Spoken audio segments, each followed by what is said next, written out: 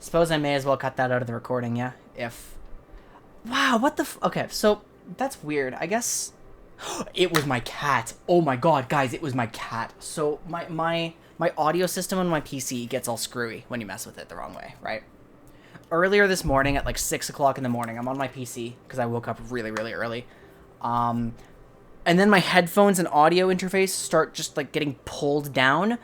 I don't even have to look. I know my goddamn cat is there, just messing things up. So earlier today, like, I couldn't hear on Discord. That should have been a cue that everything's all fucked up. So apparently OBS swapped my default microphone to nothing, and Discord swapped my default output device to nothing. Well, that's really, really depressing. So yes, Minoshi, yes, you are a gamer. May RNG bless you. Let me like refresh that. Holy shit, I can't believe we went that far into... I mean, it was like, what, 2-3 minutes of talking? Okay, how are you all doing tonight? I didn't plan on streaming tonight. I'm wearing a bright green shirt, no camera tonight. It's kind of low-key. I think I've had food poisoning. I think I've had the worst bout of insomnia that I've had in months. I'm feeling okay right now, but, you know, I want to keep it low-key, you know? That sort of thing. As some of you might remember, we had the Udyr top incident the other night, where, you know, that champion is kind of a weak laner. I realized that as I'm trying to develop micro objectives in my lane, I've been focused on Hollow Knight, like what I can learn from Hollow Knight lately, how you can think through your micro, tried to apply that badly, and then a confrontation with a certain top laner reached its natural conclusion.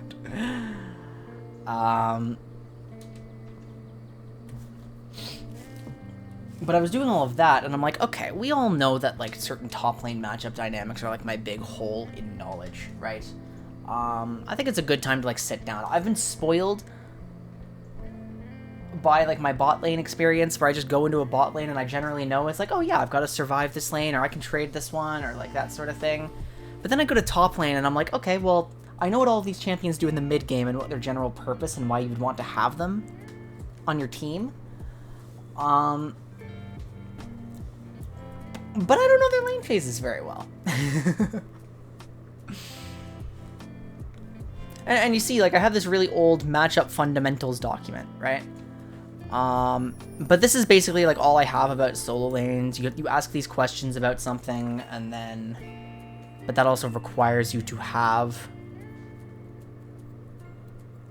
like, the knowledge, right? Where's Sivir matchups? Be patient. We'll do it again later when I have time and energy for that. I have a more pressing priority at the moment with some top lane stuff.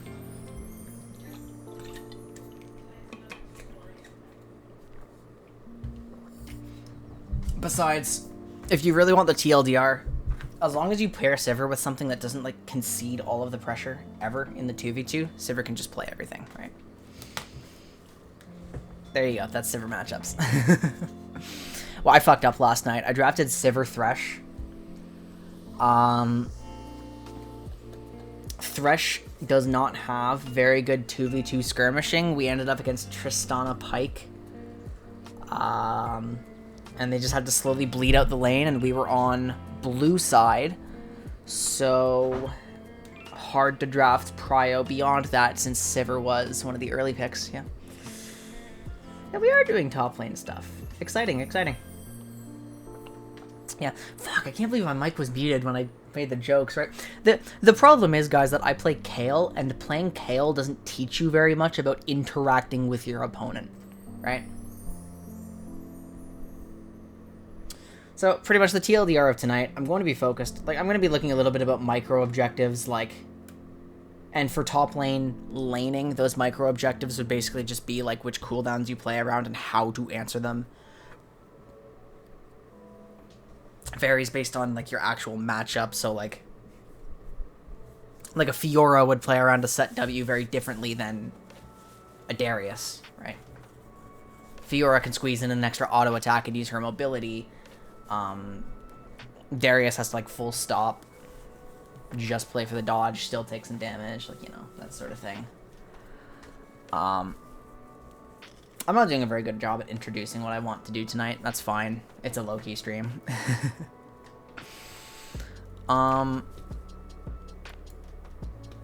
He is. Here, I've got this set VOD from Whippo.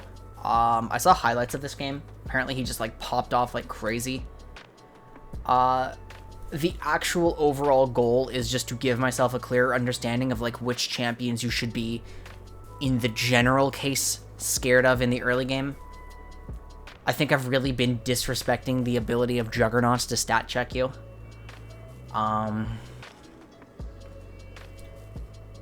we're going to loop back to the top lane Udyr problem that was raised on Wednesday, where it's like, okay, if you are the purest form of melee champion, what can you do? I guess Jax almost has the same problem, except he has mobility, right?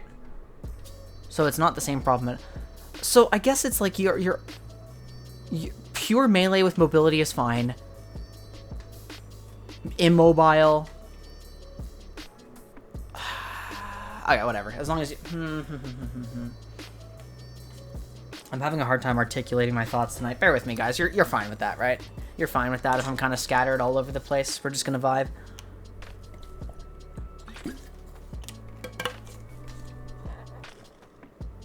I'm doing this for my own sake tonight anyway. Oh! Big news! Big news, by the way. Big news. I'll announce this now. So... yeah, Celeste OST. That's a banger song. So, I recently got confirmation that I have been hired onto a broadcast team for Victoris Esports. Which is awesome. So, once the next season starts, I think it's like August 22nd, the week of August 22nd or something, I'm going to be on the VTS analyst desk. I'm going to be, like Friday nights. That's their Masters Capped League. I'm getting paid for it. So that's even more exciting. Right? I'm super excited to, this is also part of the reason I'm studying right now. Or hired as in money, baby! How many figures? Oh, I can't. You know, I've got to be honest. That's not entirely worked out yet, and I don't know. It's not going to be like extreme amounts of money, but it's enough that it's like, yes, I can kind of like, I can sustain myself a little more, some extra money on the side, right? That sort of thing.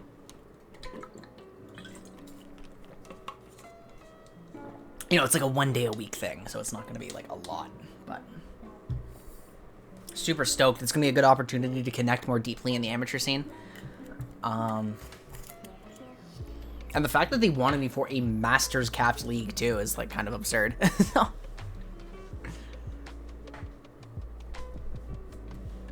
Well, I mean, it's totally fine to disclose pay, right? Like, that's a thing you should do to keep employers accountable, stuff like that. Like, but, you know, I don't have any incentive to, and also, you know, it's not worked out entirely yet. So that's just, keep an eye out for that. I'm gonna be posting when I go live on their channel. Exactly, yeah.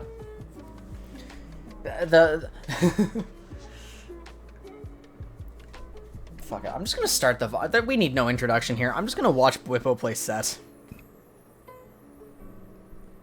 The matchup is Set Gwen.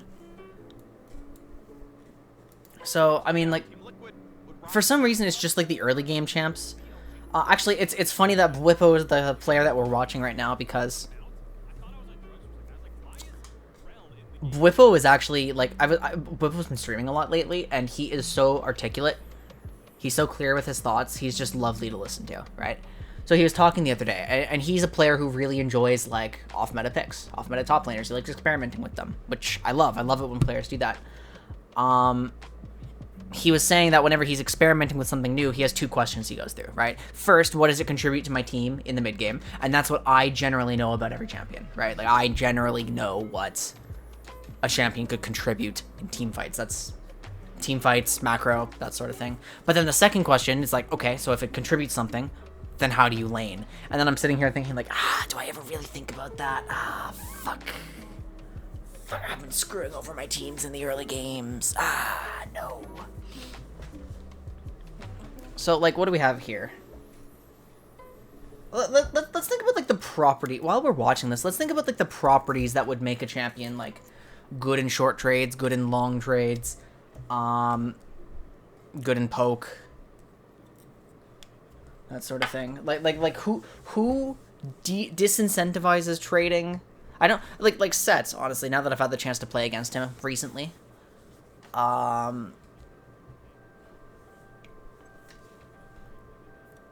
Trading against him isn't super fun with his natural sustain. Like, that passive is shockingly effective. When you're used to, like, Garen passive, Set passive, and, like, current Mundo passive, which is a lot less powerful, then Set passive feels way more impactful. Like, yeah, look at Impact. He's already been, like, he opted into a trade. It's not favoring him yet.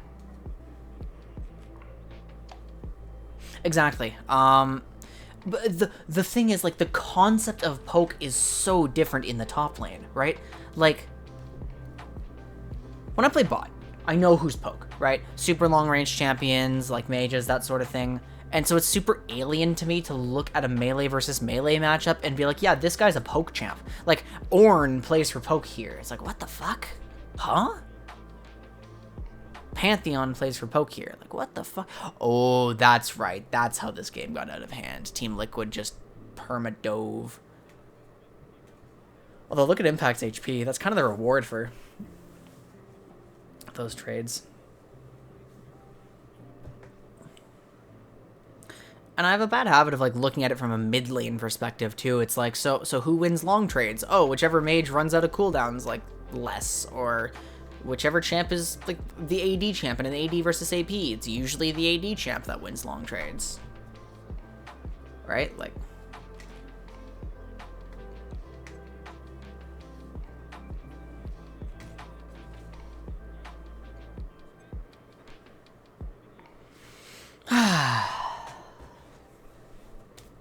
so yeah, I'm gonna just start writing down. So, as far as melee champions go, actually, what does my old matchup fundamentals doc say? Like, I hate to reread this. Just who wins short trades, who wins long trades, who wins poke, who wins shove. That was the fourth one. It was shove. I can't believe I forgot shove. That one's so important, guys. Okay, so as far as melee champions go, melee champions matchup dynamics. Melee champions in top lane. This is the shit I understand the least. You put me on a skirmisher, you tell me to team fight on them, I'm like, what's my role? Do I just sit here? Like you can even see it in the Udyr games I played the other day, where it's like, why is this Udyr playing so scared? Why is he like running in? Why is he running away from the enemy team, or like running in, trading a short bit, leaving, like approaching with no awareness of where his teammates are? Like, I play a melee champion, a melee like carry, and I just feel clueless sometimes.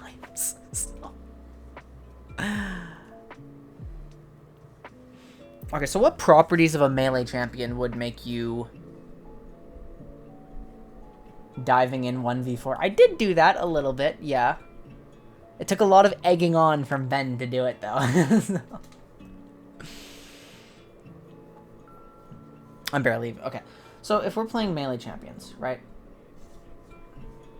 Actually, let me just, like... Let me make a new notepad doc, too. Okay. So it's like... Melee MU dynamics. What wins you shove? It's like... high AS or AoE spells. So I'm thinking like here, Aatrox typically has wave clear advantages into other melees. Just long trade.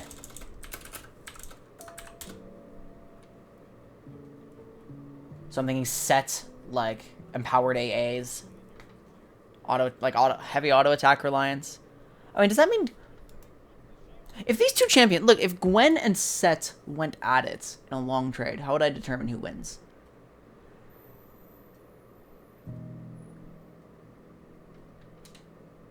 That's probably just a scaling factor, right? If Set has... Because if a lot of Gwen's extended trading pattern is on her AP scaling on hit, that means she's more item reliant than the Set, who just has high base damage, double punches, which they don't truly give him double attacks, but it's close.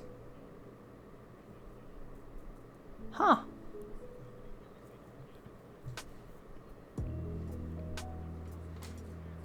I guess when you're... I guess base damage just has to be, like, a huge part of a matchup dynamic, yeah? Like, which champion is more item reliant in a top lane 1v1? Because then you get two champions who it's like, yeah, on paper, both of these champions are good at long trades, but then you can also reliably predict which one will win even before factoring in how they dodge each other's abilities, just based on which one is more item reliant. Yeah, that's despicable. Honestly, I was surprised at how close Udyr was to beating him at level 1, and Udyr actually got buffed on the PvE since Wednesday. Like bear builds did. So I wonder if Udyr could actually slap fight Set to death now.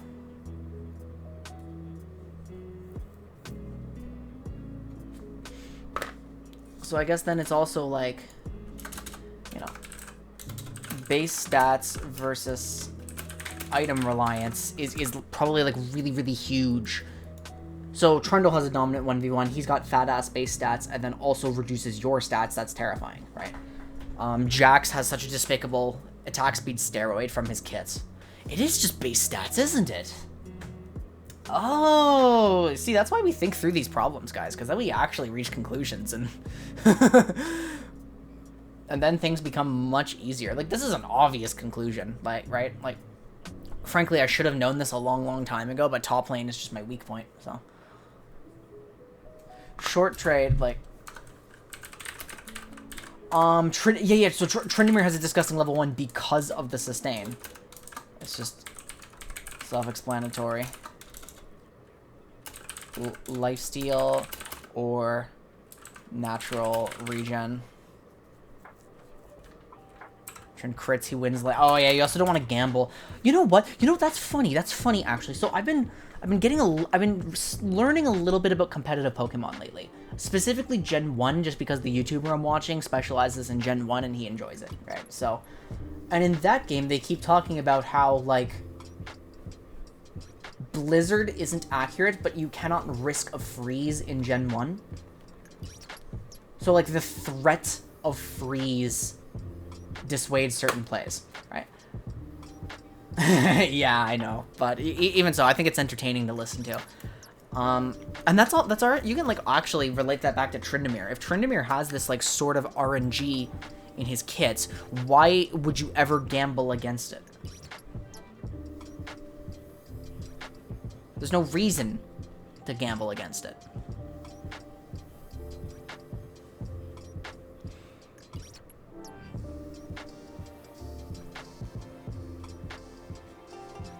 Like, crit chance isn't something you have to think about super often. It's like, oh, what if they crit twice when I go in here or something? But gamble your mama. Oh, owned. So what would contribute to, like, because, like, I look at Rakan's, well, Rakan's not good at short trades, actually. It's just the only thing he can do. He can only take short trades because his cooldowns are long. Short trade would be, like, so something that would make you good at short trades would just be, like, high impact spells, potentially long CDs. Like, if you just have long CDs, you have to take short trades. Doesn't mean you're good at it, but... I mean, unless you're an auto attack champion.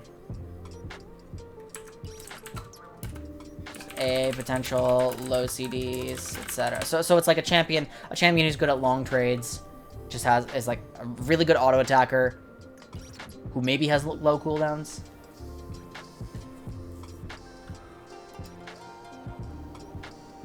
So, like, okay, so, like, let's go back to this particular lane. Like, obviously, at level 1, Impact screwed up because the trades don't go in his favor. Oh, this is actually one of Bovo's deaths, isn't it? Oh my Jesus Christ, I forgot about that. Nope, never mind.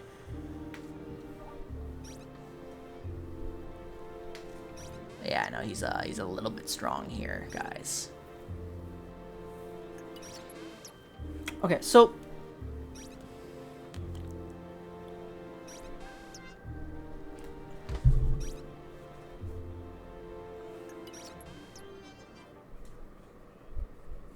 yeah, early power as a melee champion.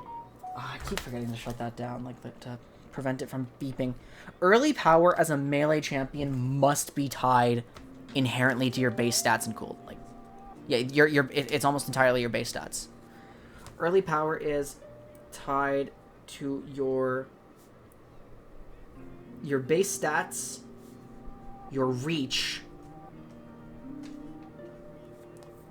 your cooldowns,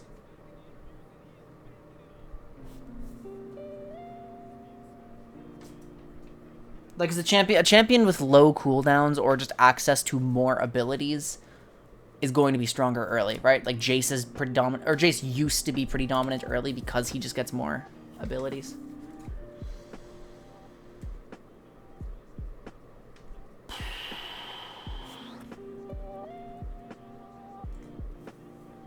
Excuse me for talking into the void here. This happens when you brainstorm, right?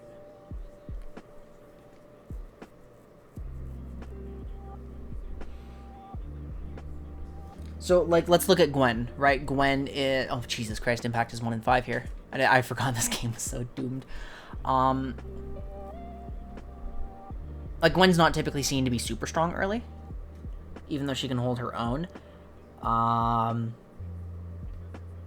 Sustained damage tied to her AP ratio. Long E cooldowns. The sustain isn't really online yet because you need to do damage to sustain.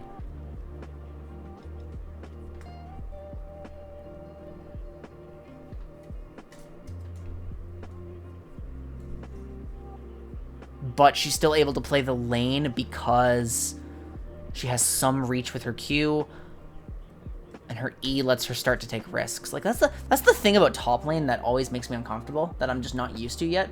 It's so execution based. Like, you have to take risks, and you have to just trust your ability to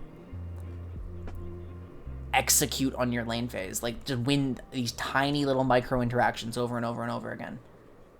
And if too many of them go wrong, like, you just lose the entire game. It's so hard. That's why I play support. Just put me on my range supports where my mechanical execution is basically just spacing properly. Fuck, I'm spoiled. Guys, I'm so spoiled. No! No! Okay, so then if I look at Kale, right, who has, like, virtually no trading power early. She's still able to play the lane against stuff that can't, like, constantly close the distance because she's got reach. The same reason that certain tanks can be blind picks, because they have, like, Ornn Pillar, Mundo Q. I wouldn't blind pick Mundo right now, but Kench Q. When Kench was, like, a strong top laner, he wasn't a bad blind pick because he had the means to farm.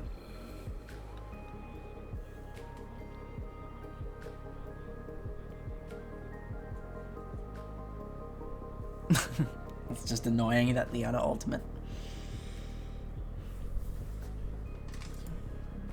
So if we go back to this.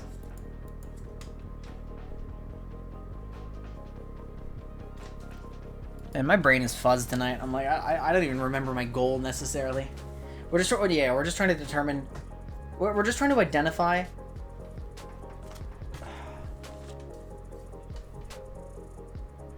Yeah, I remember.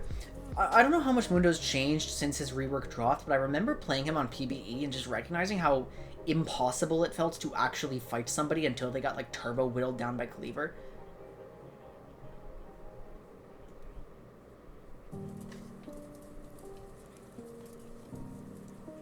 Like, he just felt so weak in an actual all-in.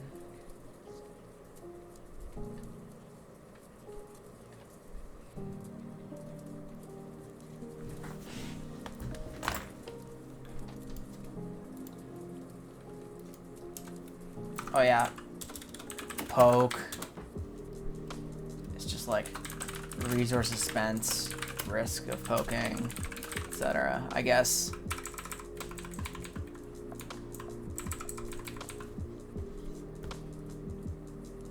Yeah, so just remember, Quinn, the goal, learn how to identify lane dominant top laners, which,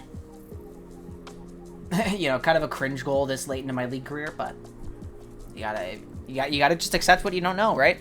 There's no shame in not knowing something.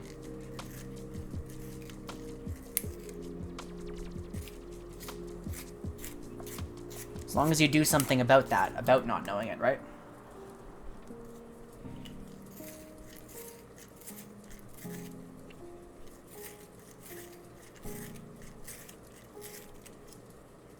I've just broken my pencil like 3 times in a row while sharpening it.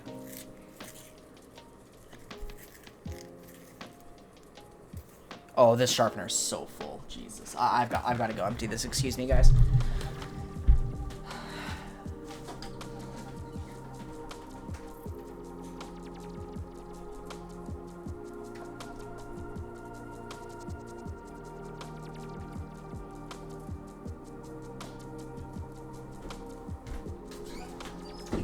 Yeah, no wonder it wasn't sharpening anything well.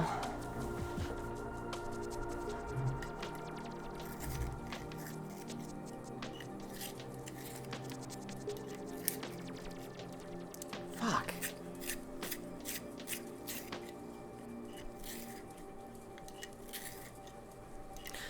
Okay, so if base stats are probably one of the most important measures of a melee top laner's early strength, then Juggernauts in general, like as a rule, should be strong in lane. And then there can be exceptions to that rule. I think Alawi is probably kind of an exception, because you're mostly waiting for like your Sheen level 6 spike to really slap people around on Alawi. And then Mundo's also kind of an exception, because we just talked about how he's entirely like a poke-based Juggernaut, but...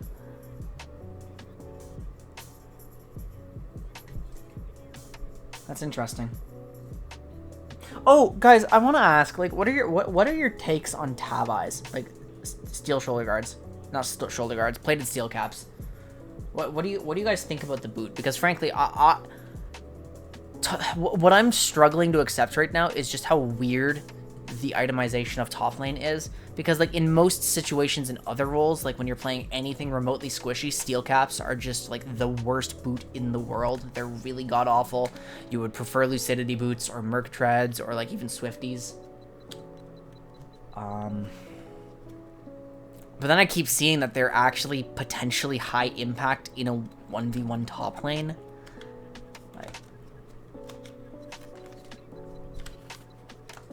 Like, look, Gwen has steel caps, and I see bruisers with steel caps sometimes. My take on steel caps has always been that if they don't actually enable you to survive an extra auto attack or two, then they're worthless. But, like, the more durable your champion is, the more likely those boots will actually have value.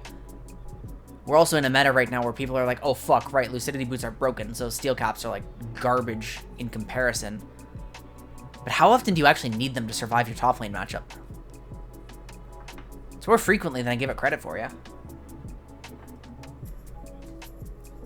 You haven't, you're playing jungle.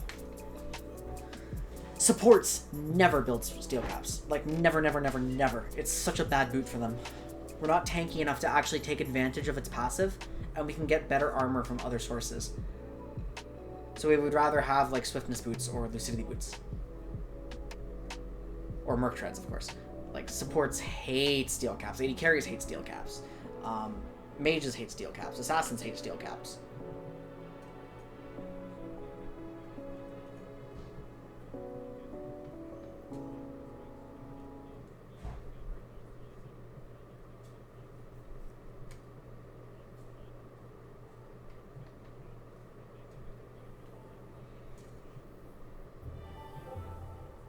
Okay, so Karibo, in your experience, it actually does make a difference for high-pressure melee auto attackers if you yourself are a melee champion. Congrats, Minoshi. See, the thing that's warping things for me is just like, you know, Sejuani top, flavor of the month, very strong right now, right? Everyone's just going for Lucidity boots. They're like, yeah, I'm Sejuani, I'm Sejuani, so I have a lot of early combat power, so I can justify building my Lucidity boots, especially since I can escape from any situation using my Q. Duh.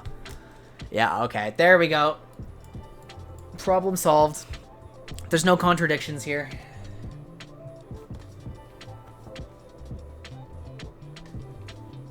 Okay, so steel caps are like almost a top lane only thing. Some jungle bruisers should also want it then. Fascinating.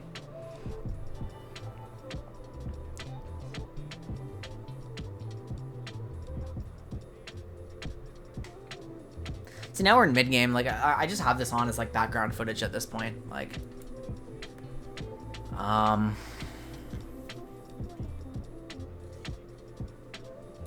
want to go back and like start actually studying what happened with Bwipo's lane phase.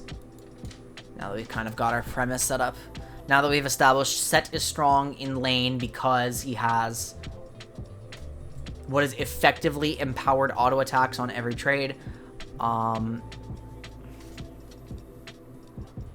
His reach gives him a lot of agency to trade. The typical counterplay to his W is to find some means to dodge the true damage, but as with any good champion, he has the means to guarantee that combo.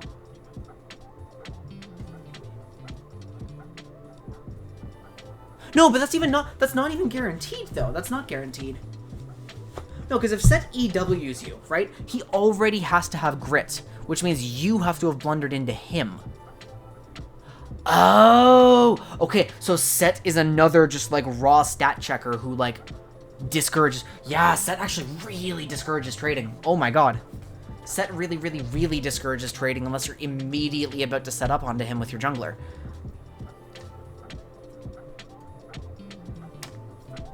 So in that case, if Impact's champion is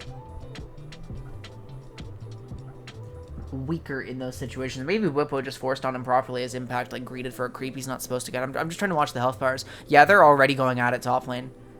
I think Bwipo just immediately walked up.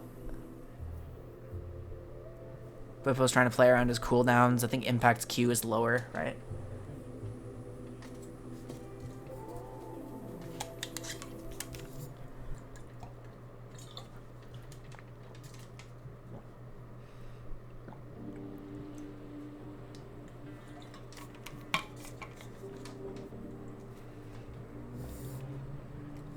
So, like, this lane state sucks.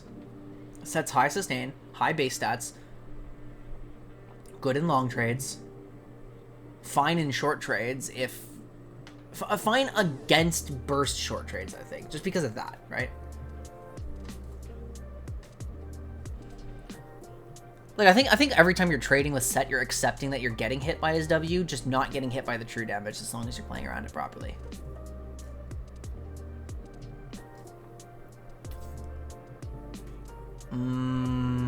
Oh, so he's another... Yeah, no, this guy's just another fucking brick wall champion.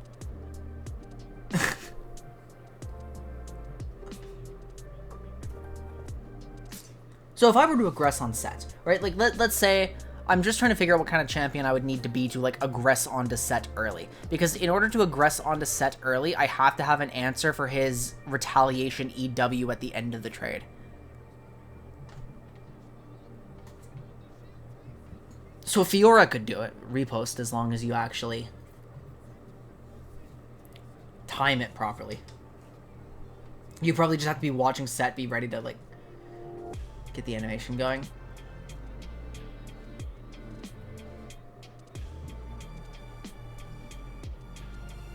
I mean, that said...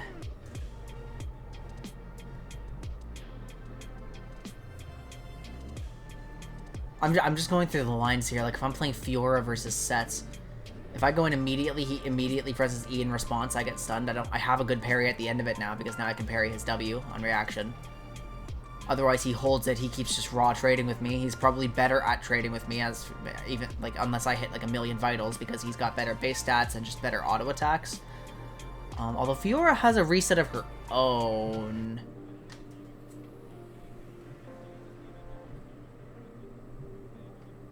I guess it's just an so that explains the Udyr Set situation then, right? Because Udyr has no exit plan. He can't actually trade back into Set.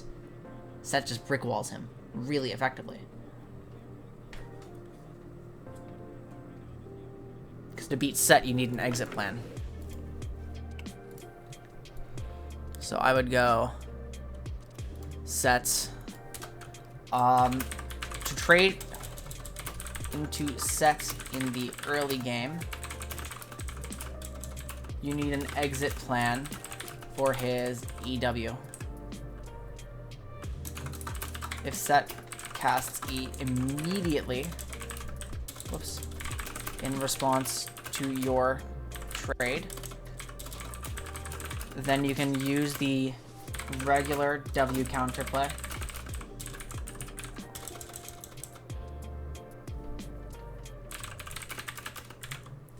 -90-degree angle.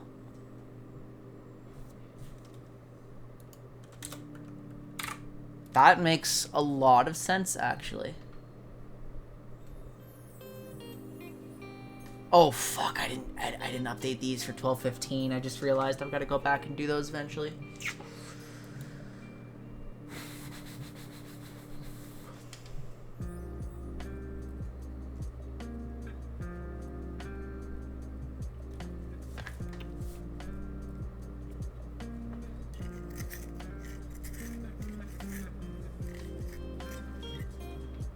See, purpose doesn't tell you how to lane into the champion. It's just, what do they contribute? This is question 1. Purpose is question 1. What do they contribute in the mid game? And then question 2, how do they lane? I have unanswered for everyone. Fiora has a couple good repost windows are set for lane. She wants to try to whittle them down enough to get the all-in you need. No guarantee gives you the windows for those trades, though. This sounds like a skill matchup if you're playing Fiora Set, to be honest. Like, because, well, the Fiora has to, like... Set has to play a parry mind game. But if he wins it, like, he wins it hard. I'm sure. And Fiora would have to... Oh, yeah, because then that's also not even factoring in the ult trade. Because Set should have a really good ult trade. If Fiora wants to dance all around him and Set can ult her back in, then the parry mind game becomes even more complex. Because then she might lose her exit plan. Right? True, yeah. Fiora's a very execution-based champion. That's fair. So, like, okay, I mean, we've seen some stuff here. Let's pick another, like, brick shithouse juggernaut. Like, who's a good one that actually sees competitive? There's not a lot of juggernauts that see competitive play, usually. I'm just trying to think of something that, like, would be lane dominant. People always talk about Darius, but he's not, like, that scary if you have mobility.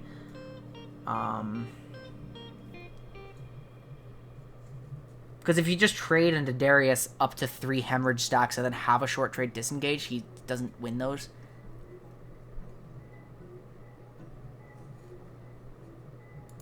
I mean, like, who else? Who could we use? He's like the solo queue juggernaut. We could use Darius. I'm just trying to see if there's like an alternate option. Mordekaiser's like the other juggernaut that sometimes sees conf play even when he's not that strong. Just because his ultimate is really valuable. I guess maybe we can look for like Darius games, right? Or better yet, here, let's go LoLWiki. Let's just take a look at Darius and like figure out what he's strong at, right? Like how does a Darius matchup go? Okay, Darius, shove. Does Darius have like good AoE spells? Hell yeah, Darius' shove is pretty solid. Decimate's very good. As long as he's allowed to walk up to the lane, he can probably shove it. Okay, poke? Hell no. Darius is not a poke champ. He can't poke you at all. Short trades. Are his short trades very good? Well, not really, because a lot of his early power is just whatever the fuck these numbers are, right? So he wants Noxian Might to gain his early dominance, which means he must be a long trade champion because his attack speed is low. So is Darius strong early? Yes, but if you're a short trade capable champion and you have an exit plan to like get around apprehend, or if you can just accept scaling into Darius,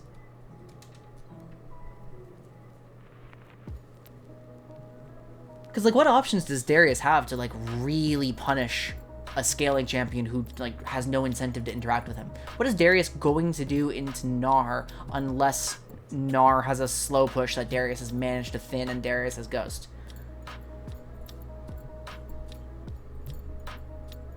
Like, that's like the one situation in which Darius kills Gnar.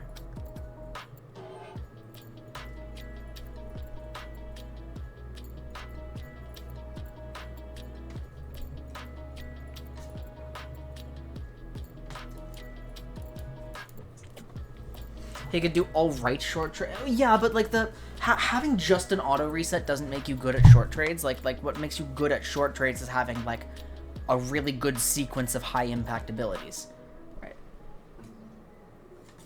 Or something like safe and consistent, right? Like if you're gonna take a short trade, and you know you can just dump your combo on someone and take very little retaliation back, there you go. That makes you good at short trades. Darius is immobile. Yeah, so I guess when you ask the question, is Darius scary early? The answer is kind of like, it depends. Is this a matchup where Darius can is this a matchup where Darius is expected to proc Noxian Might? If it's not, Darius is not scary early.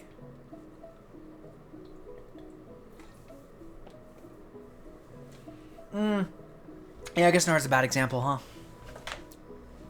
Quinn. Darius into Quinn. Let's go. I guess that's also... No, Darius into ranged champions is weird just because Ghost warps the matchups so much, right? Like, Darius actually starts to get kill windows.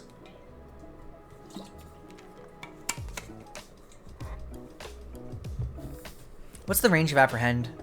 535? So... let's say I'm Udyr top, right? Darius can force a trade onto me. He's going to take a short trade. It might be pretty devastating because it is your goal to just make sure it does not become a long trade, right?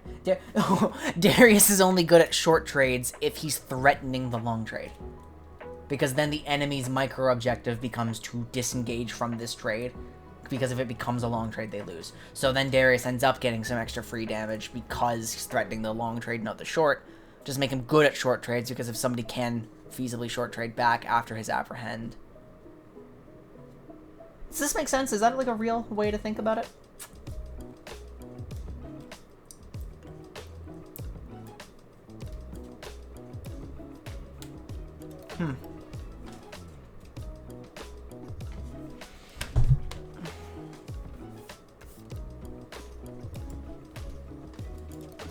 So...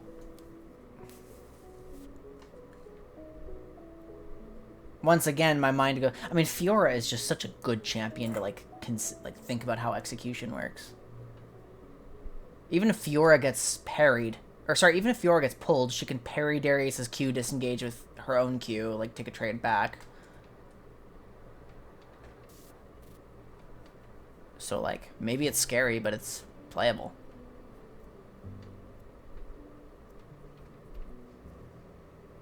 Sustain here, but Darius's sustain is all in combat. His sustain is like entirely dependent on how his trades go. Has anyone played Darius jungle lately? This is kind of a tangent, like it's very much an aside, but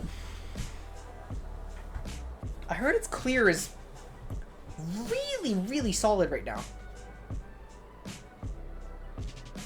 Doesn't mean Darius is going to contribute a lot while underleveled, like from the jungle role, but it is kind of funny.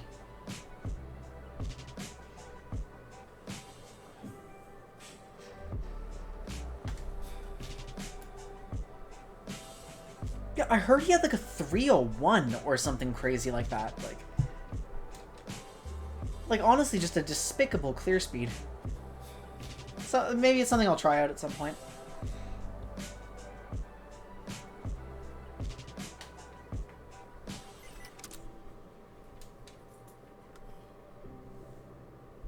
Okay, either way.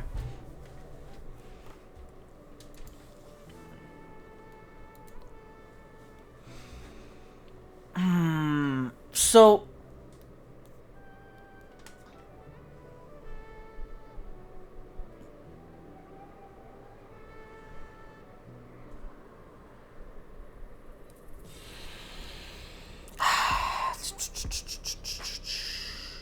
Darius Ornn is hard because Darius always wins the trades if he opens with Apprehend, because Ornn, unless Ornn is able to like dodge it with W, that's like his way to win the matchup.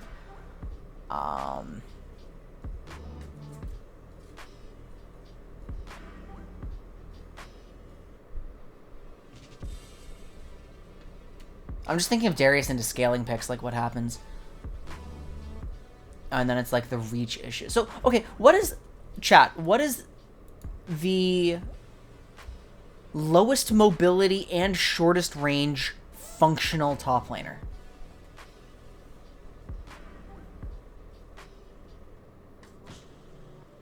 Like nothing like Master Yi, right?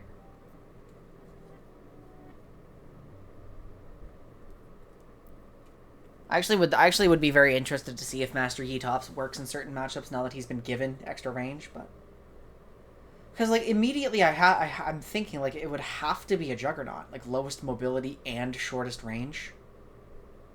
I'm trying to relate, so I'm trying to make a comparison to Udyr, because again this stream was motivated by just trying to make Udyr top work on PvE.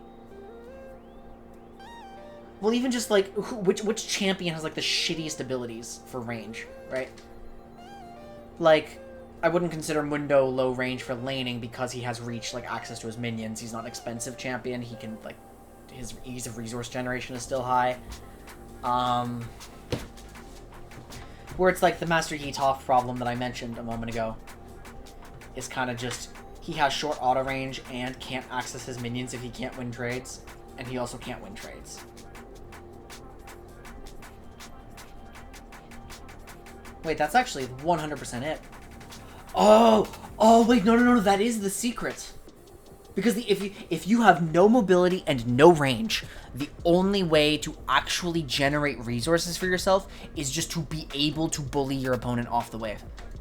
If they're scared of you, then you can farm. So you have to have high base stats. So actually, so that's actually that's probably the only reason why the set Udyr thing went so wrong. All these champions have like complex counterplay that becomes a lot more difficult to execute on when your champion is like really binary, like Garen. That's actually a great example, probably because that's probably why Garen has so many garbage top lane matchups.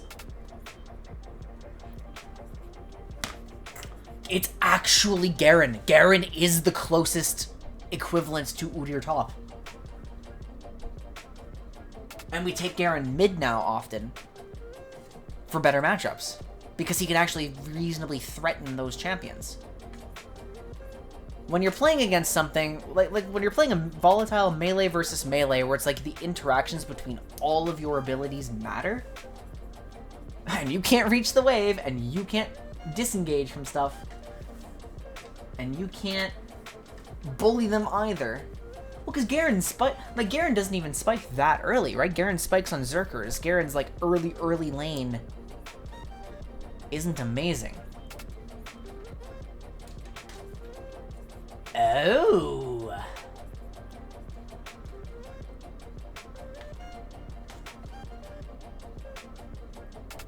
Lovely, lovely Garen teaching us the basics of the game. Oh, that Garen comparison is exactly what I was looking for. That was the hole in my knowledge. Yeah. I love this. This is the feeling I love. This is why I love studying League of Legends, by the way. Like that moment of clarity.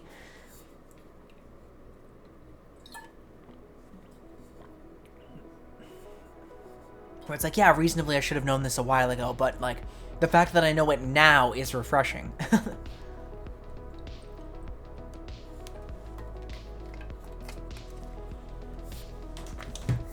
Okay, so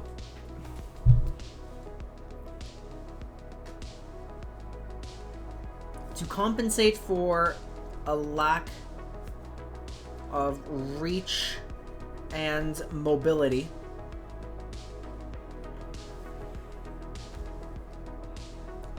you need base stats. This is probably like the holy trinity of top lane strengths: reach, mobility, and base stats. Because the right combination, because you need combinations of those to play out the counterplay. Like, look. So the counterplay to Darius is to be able to disengage his short trade, or just like you know, answer him before he gets 5 stacks. How do you disengage from an apprehend? Well, high mobility can do that. Better stats in those short trades can do that, like kind of scare him off, like use whatever source of move speed you might have, or just don't interact with him because you have reach, so he can't apprehend you. That's actually, I wonder, yeah, okay, so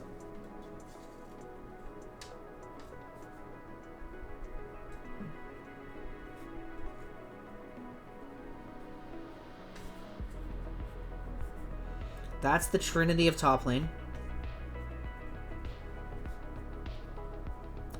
That enables trades. So we have Kale, who literally only has reach sometimes. Yeah, I know. I'm trying to apply the general concepts to probably a bad example. I just happen to be on the Darius page, so like I'm oversimplifying it right now. So like, yeah, so if I'm looking at Kale, right? I play Kale. I've learned from playing Kale. I get my base stats at level 1, right? That's the only time I can reasonably take a trade. I can take that all in from lethal tempo because my base stats are just better than theirs.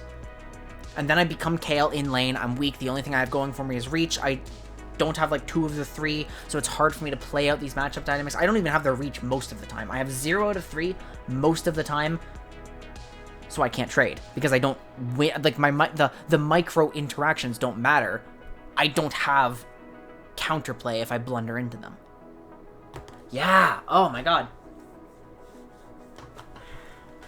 Yeah. So yeah, I realized Darius is a bad example. That's. And do I need to get specific soon? Yes. But do I need to refine the concept before I get specific? Yeah, I do.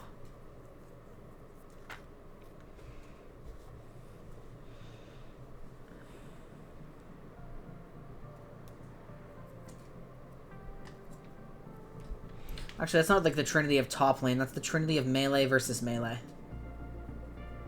Reach, mobility, base stats. Reach, mobility, base stats. Reach, mobility, base stats. Beautiful.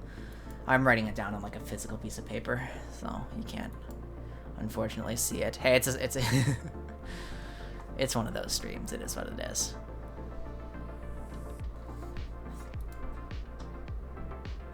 I'm actually curious to see if people have played Darius lately. Yeah, that makes sense. A bunch of ERLs, LDL, CVLOL Academy. That's... Oh, actual PCS, too. That's a major region. Well, a minor region, but top level of minor region. It's surprising. And yeah, everyone is Ghost Flash. The champion's not even functional with TP Flash, right? Or like, he barely is. Like, his lane is just bad, right? Without it. Phase Rush, cool.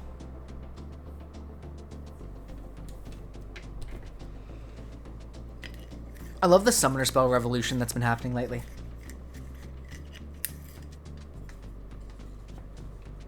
I think it's really exciting that people are considering a lot more options lately. Like Ghost AD carry, barrier support. Some insecure solo queue players go Ghost Ignite. Jesus Christ. Well, I mean, that's just Operation Outscale Darius at that point, right? Just don't fight him, and then you're probably fine. I'll fucking do it again. I actually had to do it again. I like very sharp pencils.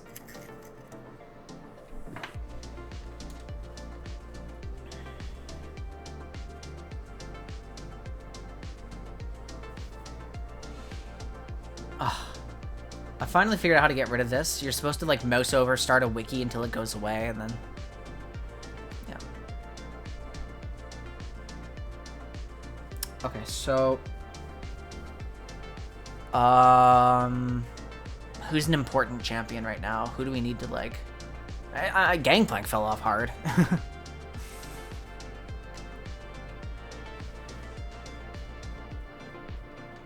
I wonder if that explains Shen. Hold on. Let me do an aside for Shen for a moment, guys.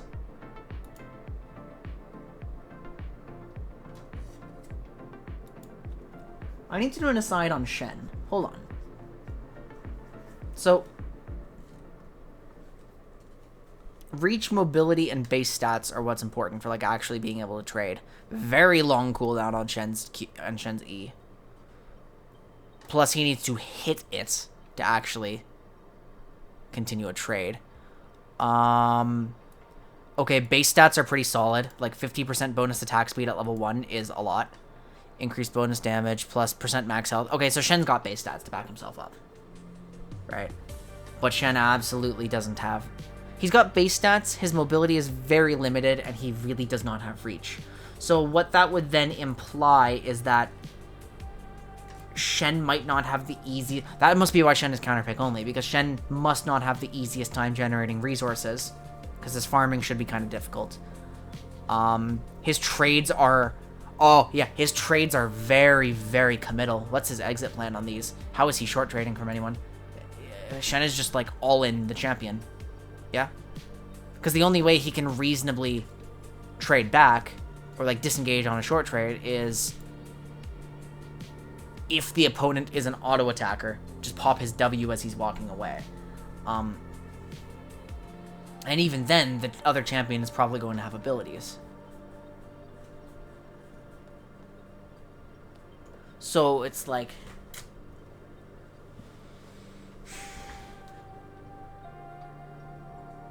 What are you good into? Are you good into... No, you're not good into trend, because any, like... Oh, fuck, any ultimate. Because how are you generating shove? Because Shen has to generate shove to actually use ultimates without sacrificing too much. Because the issue with Shen is, like, one ultimate at an inopportune time, and your game is over. Forever. Like... You're just an ult bot forevermore. He's good into Fiora. Whoa! Whoa, whoa, whoa, whoa, whoa! Does lunge count as an auto attack? Actually, I can get that information myself.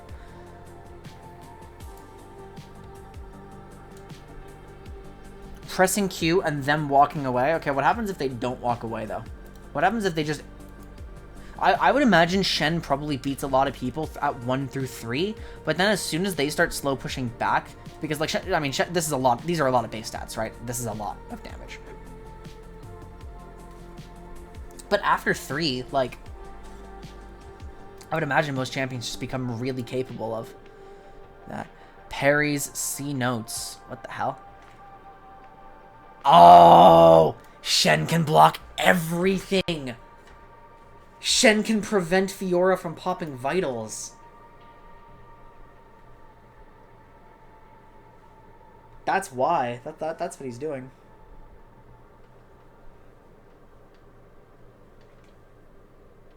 Oh, she's walking away is what you mean. Yeah, but, like, that's all well and good until you're playing against Jax. Or, like... I don't know, what's a good example? Like who can keep you in? Or, like, yeah. Shen's set sounds fucked for Shen now that we understand how set works. Because what is Shen's exit plan? Because he needs his taunt to land. Wait, does he need his taunt to... How much damage does taunts do? Is Shen actually just not taunting people to start fights? He probably isn't. No, he can't. He can't do that. Shen can't just taunt you. Unless he's taunting you under turret. Otherwise, he will lose every trade. Shen can't taunt.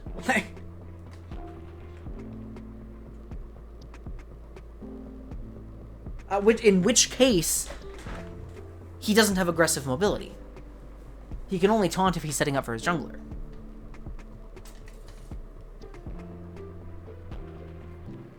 Oh, so in that, yeah, so Shen, you know, Shen's got the base stats, but he has no reach, and while his advantage should then be mobility, his trading opportunities are limited because the nature of his mobility spell means he has to hold it a lot.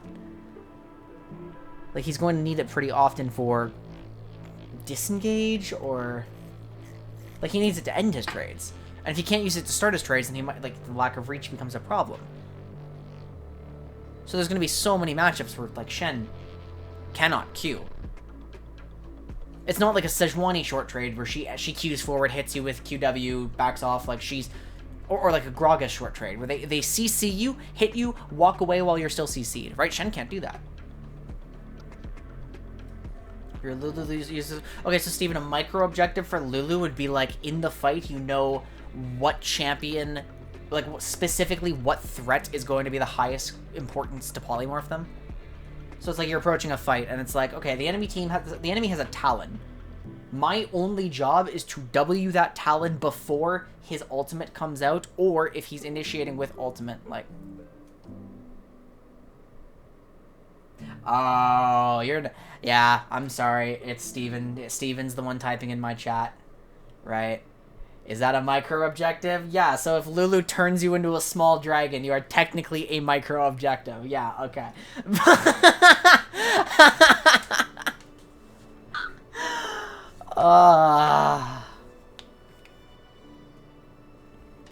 I started, like, really defining what micro objectives were. After my Poppy game with Oblivion Ruby. My sole goal in that game was to prevent Jarvan from EQing my Twitch, and that was like what I had to play fights for. So I'm not allowed to cast W ever, and I'm not allowed to go aggro until that job is done. Unless, of course, Jarvan cannot possibly EQ the target that I'm supposed to block, right? So if my job is already done, and I don't have to do anything for it,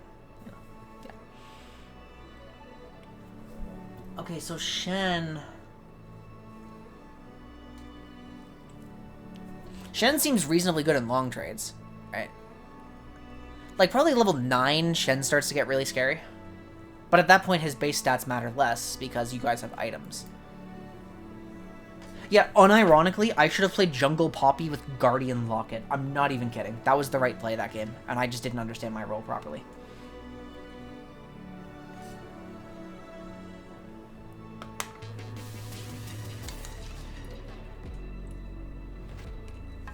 Like, it sounds so wild to just be an actual support as the jungler, but, like, why not, right?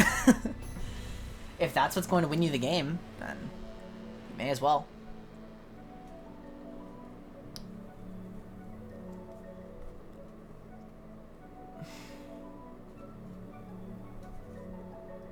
Why does the spike on 4? What the What am I looking at? It spikes on 4 and 12? Huh? I didn't know that.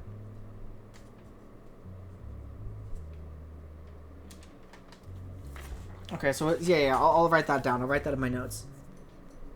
Shen has base stats, no reach,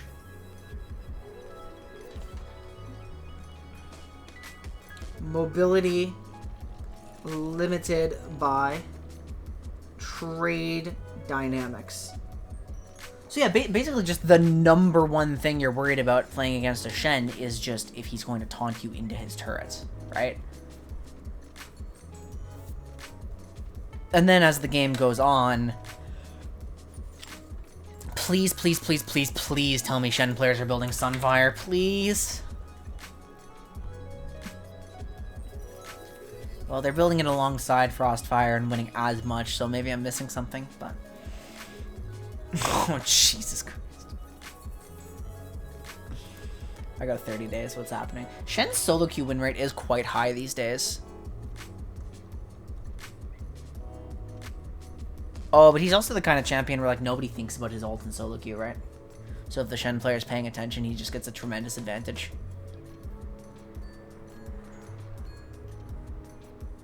The fact that they only have one engage... Well, I'm thinking of him from... I'm thinking about him in the mid-game, when your entire job is just to run someone down the long lane, right? Because you're not really trying to short trade a Shen later in the game, I think. Because your advantage is just you're really durable, and you have really good auto attacks.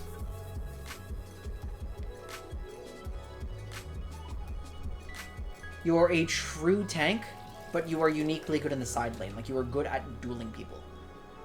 That's the premise of Shen.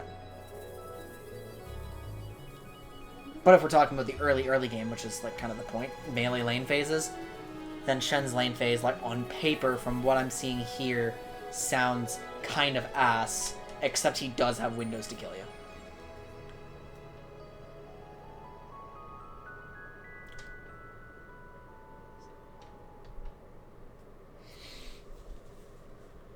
That doesn't make any sense, like, because you wouldn't... If you desperately needed something to survive, you would instead be going for Negatron Cloak or Warden's Mail or, like, Steel Caps Rush or Treads Rush.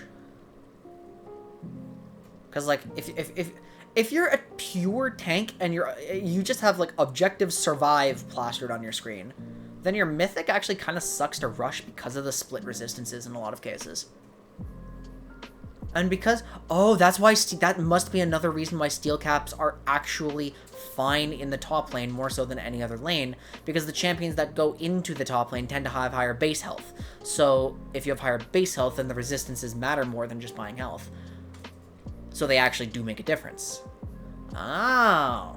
We're learning. We're learning. Well, it's tied with Chem Tank. Like, Frostfire and Chem Tank, as far as I know, have the same stats.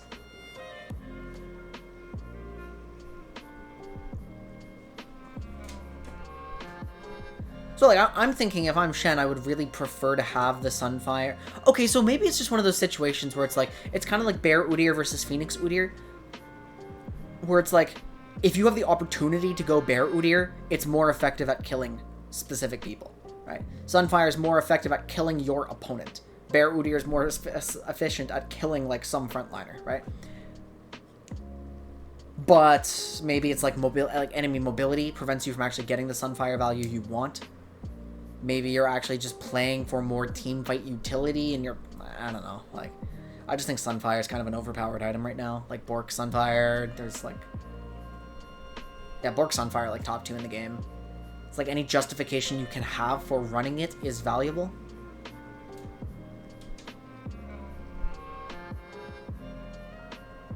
And Frostfire is the kind of item where it's like, it feels like a luxury.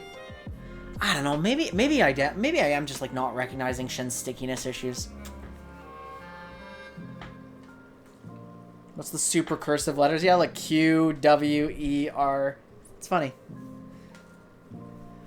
That's just their format.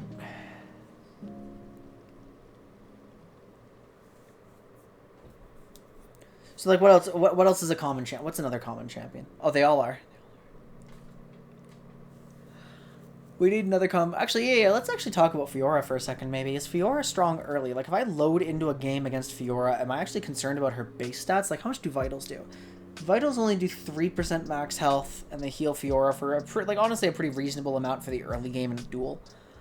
And the movement speed is threatening because it makes her pretty, sticky. But cooldowns are quite long early. Her auto attacks aren't very good because she's not full of steroids.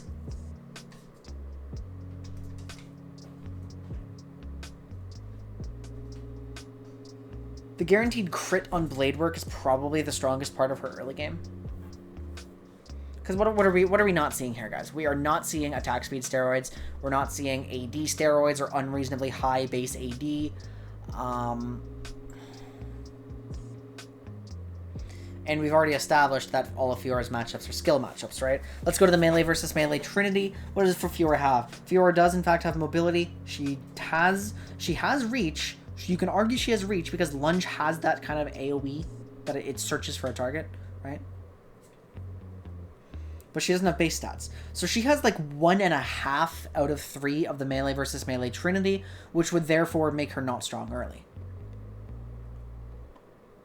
However, probably every single Fiora lane you go into, like I would imagine, correct me if I'm wrong, top lane experts, but I would imagine that if you load into a Fiora lane, every champion just has, like, specific Fiora lane rules. Like, okay, I'm into Fiora. How does my champion interact with this champion who, like, can outplay so many things and has, like, these complex rules for interacting with her?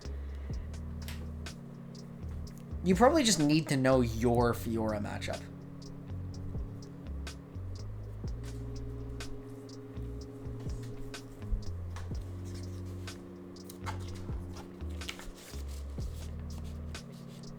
Because, like, this just comes off as the kind of champion where if you're sleeping on her at any point, she will just surprise you. It's like, yeah, Fiora's not strong early, but Fiora can't kill you. Oh, that's rough. Fuck. Fucking top lane. Goddamn top lane. All these individual player expression and... Top lane really is just a fighting game, isn't it? I play Kale. I don't have to deal with any of this. I'm just going to ignore all of this. Scale up, take my farm, play like an AD carry with support elements. Boom. Top lane solved.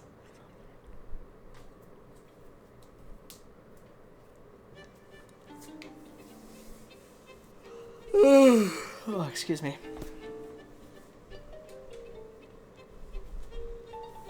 This would be a good time to have like a PNG tuber thing.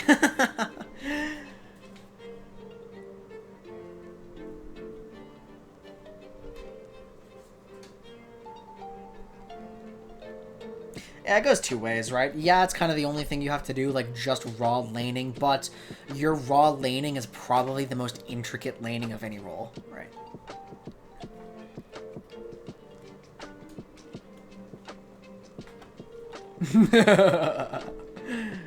Yeah, I've had some bad Cal games.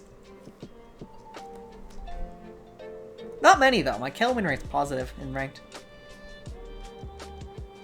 I was actually surprised at how quickly I picked her up now that I'm actually, like, understanding the basics of top lane.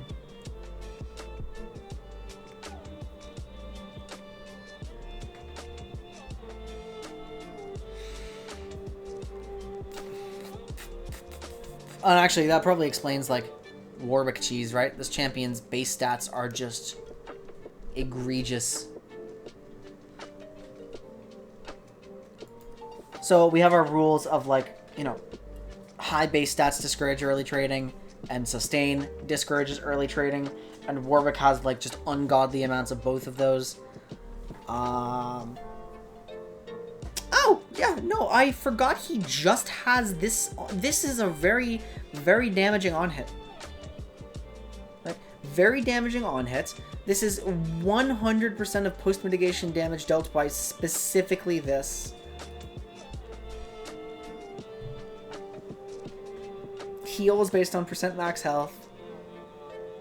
I mean, like, the counterplay to this champ is, we were talking about this the other day, it's why I got mad that Warwick was locked in while I was trying to learn the basics of a champion. The counterplay to Warwick top is just, like, don't fight Warwick and outscale him, but that also means you don't learn anything about how your champion trades, because you're not supposed to trade into Warwick. Like, what would beat Warwick? It would have to be something that, like, meaningfully reduces his AD, but even that's, like, bonus magic damage here, shit ton of extra attack speed. Like, this steroid is ungodly. The poke doesn't work either, because Warwick just starts queuing minions. And granted, it is not as effective if it's not against a champion. But, like, damage. Okay, so yeah, Warwick is probably just the I just clicked slow. Warwick is the fattest stat ball in the entire game in top lane, and that's why you can't beat him. Sounds like a good way for Warwick to run Look, let's be honest. This is literally the only thing he's casting in lane. And even if he does, he's threatening you enough that he can get the slow. Like, Warwick's going to have the slow push, which means he's going to have the means to cheat a recall, probably on 3. He's going to get, like, if he really wanted to, he could buy a tier, but more likely he's buying a longsword. You know, I'm not concerned about Warwick's ability to find recalls, is what I'm saying. Is he a bigger stat stick than Mundo? Oh, fuck yes. Yeah, no, Mundo is not strong pre-6. Like, Mundo's value is entirely cleaver poke. Mundo is a poke champion. And then he hits the golden 6 to... I mean, I think it's like the 6 to 13 range. And, like, that's Mundo's best opportunity to take over a game. Because that's the period before people have tank busting options.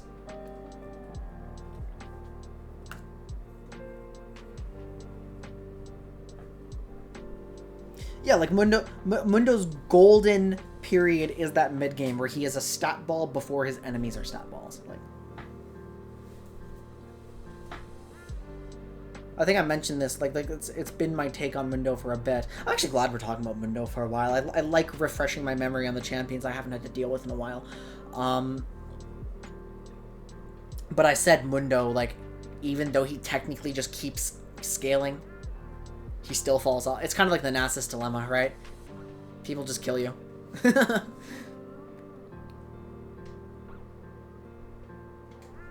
Guys, I'm so sad. Look. I played a game today, right? I've been trying to find a Nasus game for months. This was the perfect Nasus game. They're all vulnerable. They're all crippleable.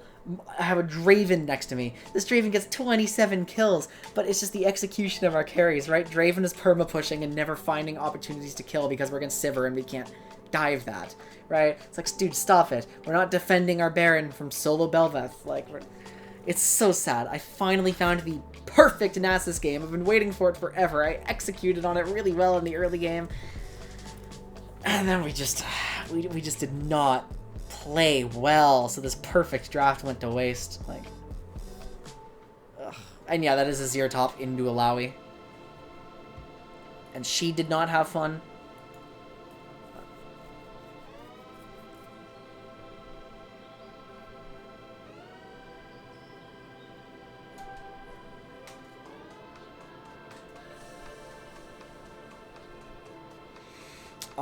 Somebody give me a random top laner off the top of your head. First one I see, I'm gonna go with. Someone we haven't touched on today yet.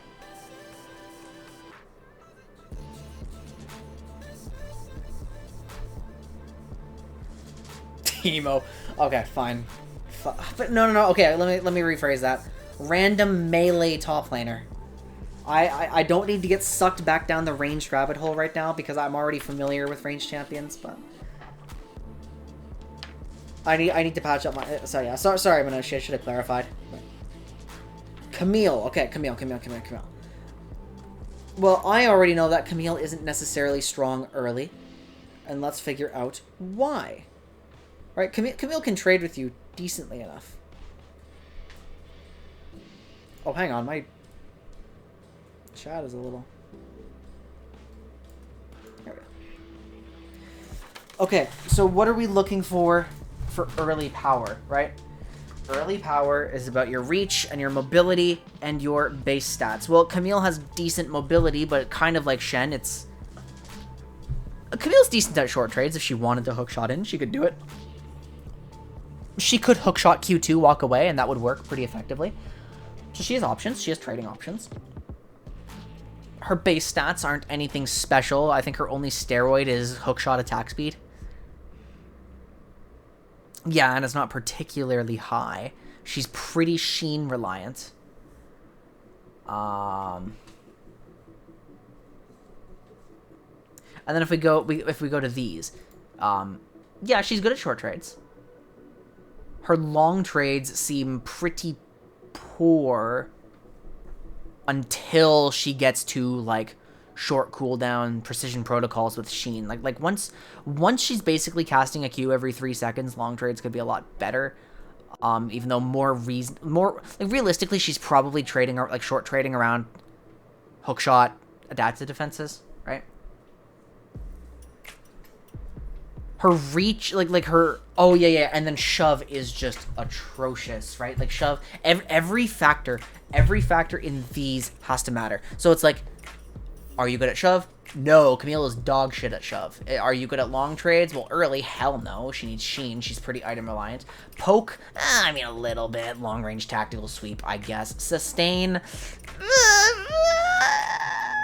I mean not until Sunderer really, and like, no. Okay, so yeah, in that case, I think Camille's play pattern does lend itself well to short trades that can't be reacted to very easily. So that's like the advantage she has. But if you're just fist fighting with Camille, I cannot imagine her being strong early. Right? Her entire gimmick is just like her disgusting scaling. Right? She's probably the only champion who can kind of go toe-to-toe with Fiora in the late game. Even though like Camille's not built for the 1v1 the same way as Fiora. It's just a chance to win, right?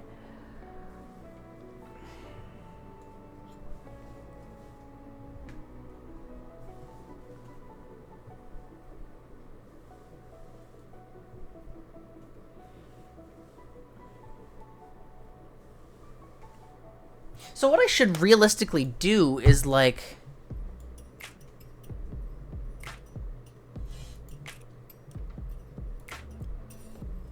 It's like... I should have a new section here. Unless this can fit in the bullet overview. Where it's like...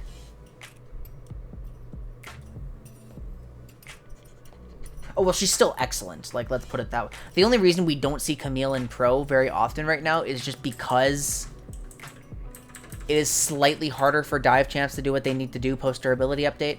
Like, immediately after the update dropped, imagine picking Camille and then having Renata, Anivia, Swain, like, all of that sort of stuff to deal with. It's kind of miserable. Especially since her ideal follow-up is also weak to that sort of stuff. So I wonder if we should actually start doing, like, lane... Well, first of all... We'll...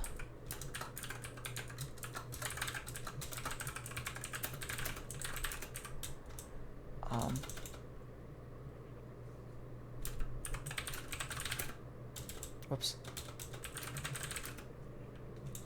What would I... What would I call these? Like, the word that's coming to mind is benchmarks, but, like, that's not right. Poor laning characteristics or something? Yeah, I'll just do that. Can be compensated for with creative usage of hookshot short trades. Yeah, probably the only thing Camille can do is... Yeah, that's her entire laning pattern, isn't it? You just take hookshot short trades with your adaptive defenses, which is going to let you generate leads despite poor long trades, poor shove, poor poke. Ignite. Ignite. Yeah.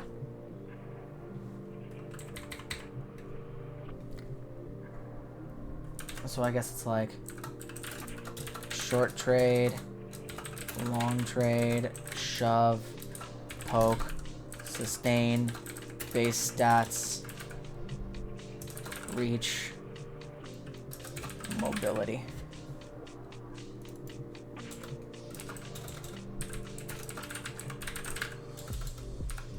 Oh my god, I can't type. Laning characteristics. There we go. Short trade. What would I do? Would I rate this on like a scale out of 10?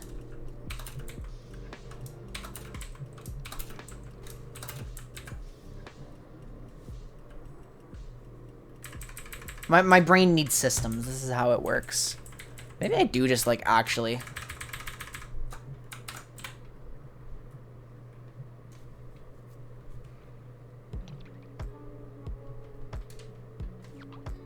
I do just like actually add this here. Champion page headers. I'll add that for now, and I can add it to every new one.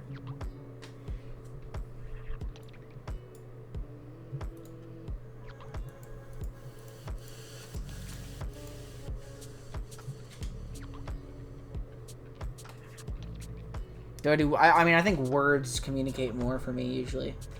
So it's like shove is abysmal. Poke is poor. Strong. EQ2 with passive.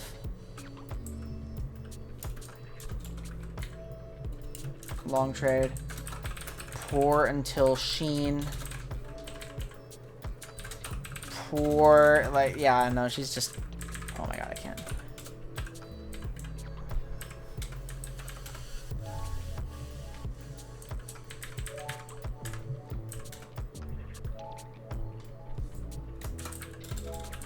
I mean, Camille can farm. Camille can farm with tactical sweep. Like, she's never going to be zoned out of CS very much. Strong. E.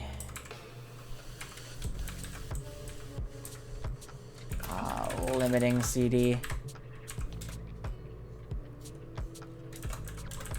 Moderate, no steroid. You know, you kind of like just... I misspelled abysmal, Jesus Christ. And then there we go, and this paints a picture of, yeah, Camille's not a super strong laner, but like this is kind of like, this is like the thing she does. This is what she's playing for until she scales. So what can interrupt this? Like, yeah, okay. So she's pretty safe,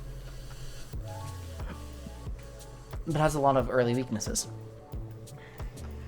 I did, yeah. Spikes would therefore be Sheen. I mean, I'm not going to do like a Camille power analysis right now, but...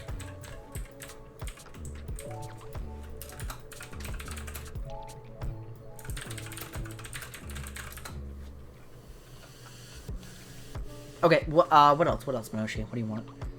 What else should we do?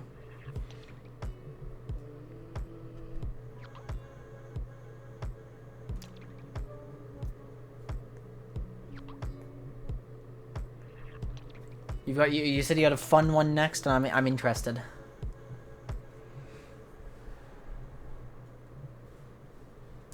Rengar, good lord, that's actually, yeah, no, that's interesting. Fine, let's do Rengar, because Rengar is one of those like uncommon but super unique champions. I've been hearing stuff about Sunder or Rengar lately. Okay, so let's actually work that out.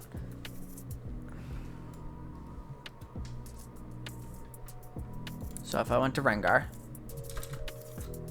and I added laning characteristics, let's think about it. First of all, the number one thing we're going to check for is just like base stats, right? What does he got? This is just bonus movement speed.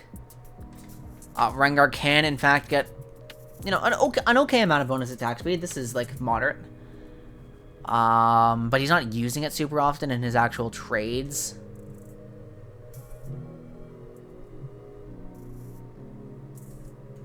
His second attack, what the hell?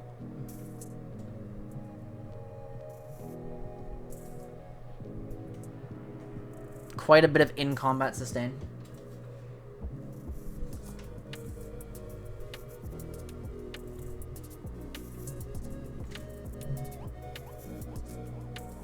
I mean, right here, this is just like... This is probably what's most oppressive. Rengar stores post-mitigation. 50% of post-mitigation damage he's taken in the last 1.5 seconds is gray health. It's like anti-burst. Rengar just catches people off guard constantly. Like Rengar is really, really difficult to fight. His trade pattern is awful to deal with. Actually, let's see.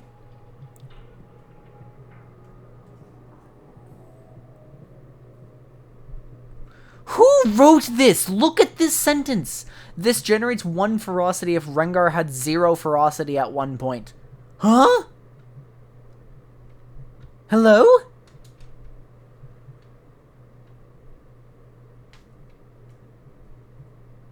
Is he running Grasp? Is he running First Strike? Like, which one is he valuing more right now? A Fleet. Interesting.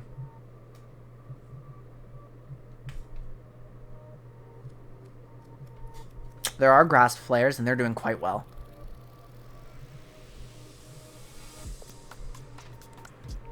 Yeah, I mean, so what it's supposed to say is that if Rengar has not yet generated ferocity from Unseen Predator, then he gains it. Like, Rengar... One of Rengar's 4 ferocity can be from Unseen Predator. Like, that's the point. And so, yeah, that would immediately say, like, yes, Rengar is strong in lane with brush control. What exactly makes him that way? Like, is it just the fact that you can't interact with him because he's constantly getting this? You know, it probably actually is.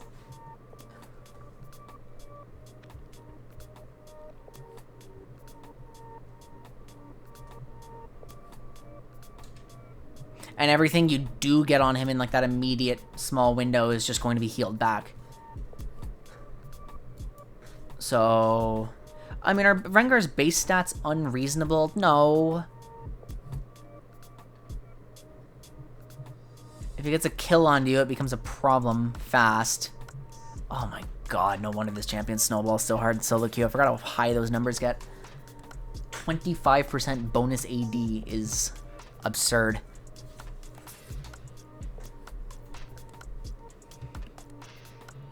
Oh, chat, I want to show you something. I drafted Echo last night, and I wasn't super happy with it. So I just looked at all the... I realized, like, what's the last time I actively thought about assassins? I just started, like, classifying them as to, like, how they fit into a team comp. I think I'm pretty satisfied with this list. Do you guys like LeBlanc tier?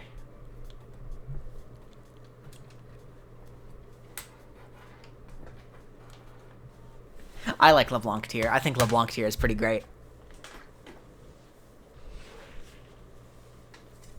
LeBlanc is a weirdo. Like, this champion... I spent a month and a half just trying to figure out what the fuck LeBlanc was. Like, how do you draft around her? Like, I didn't think pro teams were necessarily drafting around her properly. I'm trying to figure out what she does, and it's just so... She does her own thing. It's not the same as any assassin. It's not the same as any mage. Like, she's really, really, really her own thing. I had to make LeBlanc tier. She's a poke champ, but has, like, some utility for team fights. But obviously, if you have LeBlanc and you approach a 5v5 team fight against an enemy mage, like, you have a weaker team fight. So, like, you still need to do your setup, but your setup is poke? But it's not poke that fits into a siege comp either. Like, if you try to run LeBlanc next to, like, Ezreal Jace, you're not doing what you want her to do. Like, she's not Zoe. She's not Vel'Koz. I'm pretty satisfied with this, though.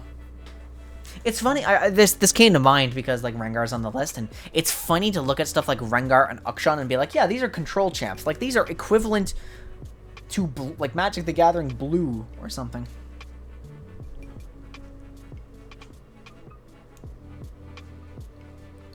Yes. That's my bet. Yes, you do. Okay, but going back to Rengar. Sustain. Anti-burst. In combat only. I was just talking about probability with Steven from Brush. Steven, you rolled, like, what was it? It was like 11 nat 1s in a row, and you calculated the odds of that? Something like that.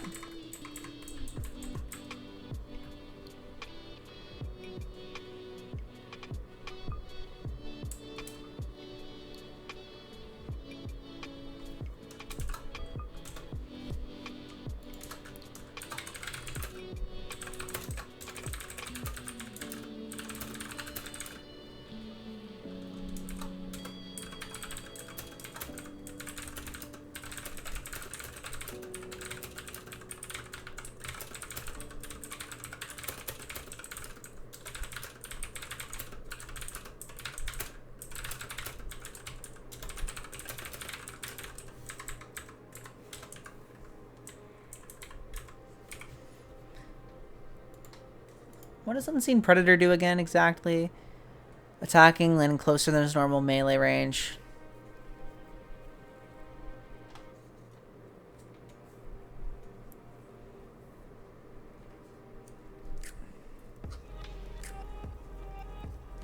Yeah, it's pretty unlikely.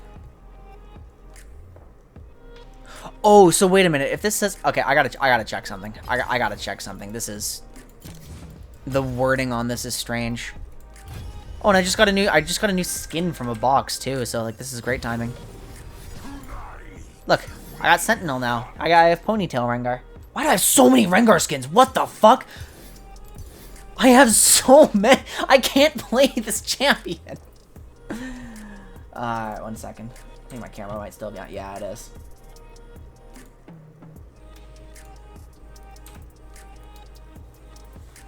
I just want to see what exactly... Q says, like, second ability. Rengar's next 2 attacks gain 40% attack speed. The first attack crits.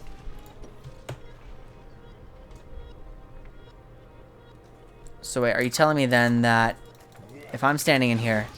Hang on, does that mean...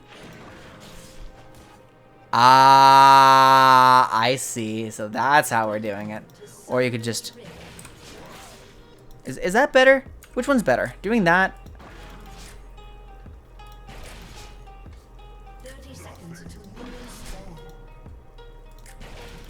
Hang on, what's this cooldown? Is that my ferocity cooldown? Oh, it's my ferocity cooldown. That's what it is.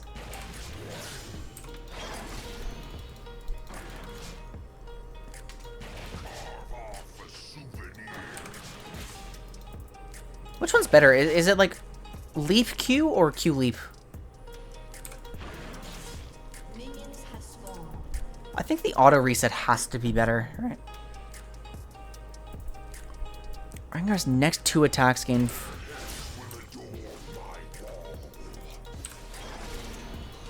I feel like you don't take advantage of that attack speed in lane. Like, I feel like that can't be a relevant factor. Like, you have to just be doing this, no?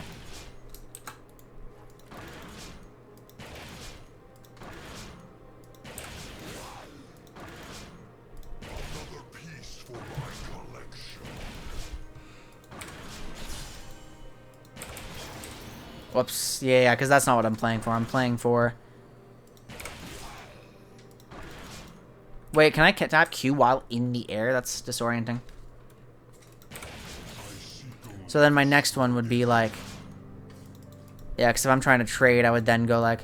Ba, Q, Q, and just, you know, like, nuke somebody. Oh, I forgot I have these fucking Nasus runes, like the one time I take cookies.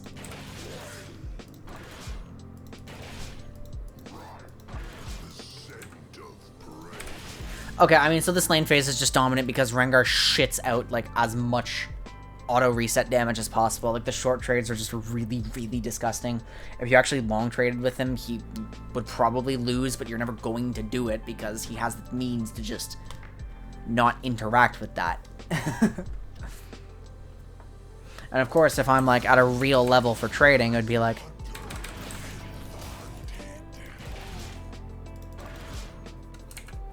Or sorry, I'd be like, I want to refresh cooldowns. My Bola's not refreshing.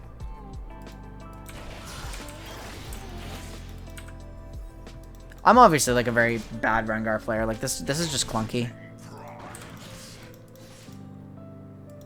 I actually love Rengar's new ferocity display. Like you can tell which one was your passive. I think that's really cool. Oh, how did I misread that? It's you only get the movement speed if you're empowered. So I suppose it's probably like it's probably pretty much just the threat of this having like virtually no cooldown, right? Like Rengar's just allowed to auto attack you and leave. Like auto attack you, leave, and this is just annoying. Like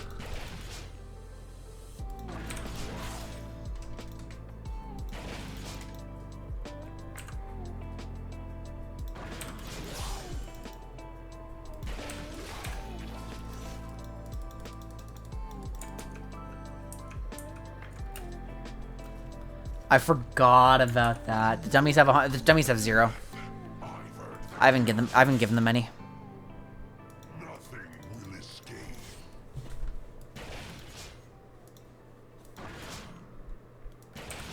I could give them some. It's like what's the not that one. There it is. Now it does 200. Now I'm doing absolutely jack shit.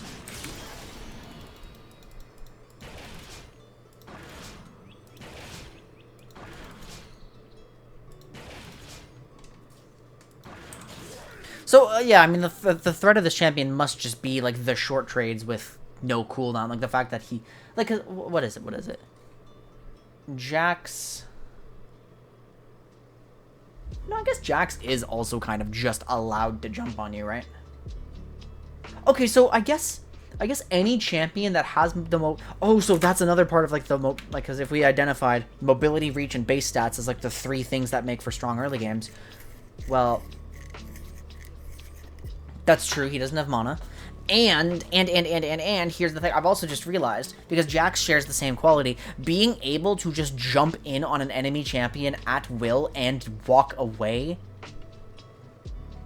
is a very powerful trait. That's also probably why Set is strong in lane, because he prevents that from happening, right?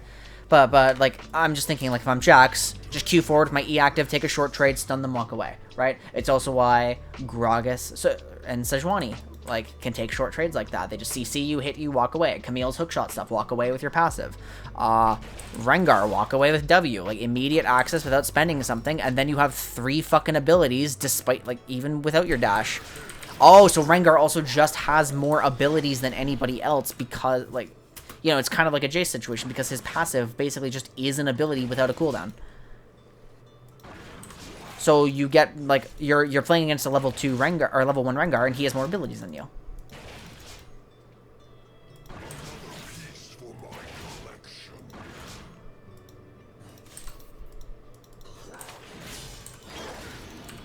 Because yeah. Okay, that's it. So yeah, that's why Rengar's strong and unattractive and cringe. Okay. So if we then take this here, excellent, and I would say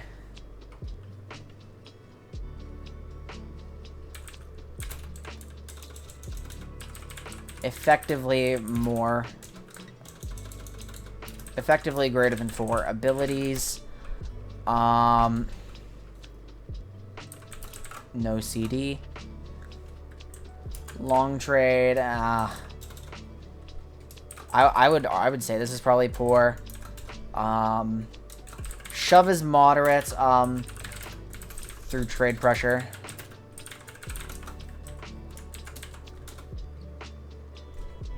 Sure, like.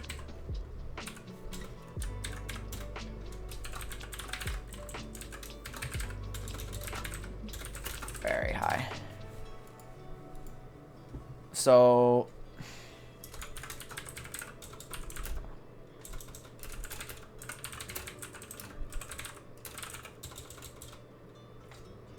yeah, no, that works. It would therefore, I mean, that would then make, would that then make Rengar a more consistent top laner than he is a jungler? It probably would. As long as you only pick Rengar in the match. Like, okay, so wait. What would bully Rengar then? What would bully Rengar would have to be something that, like, really... Because Rengar, unlike Sejuani and Gragas and Jax, is taking the short trades without CC to cover him. Unless, of course, he's using Empowered Bola, I guess, for some reason.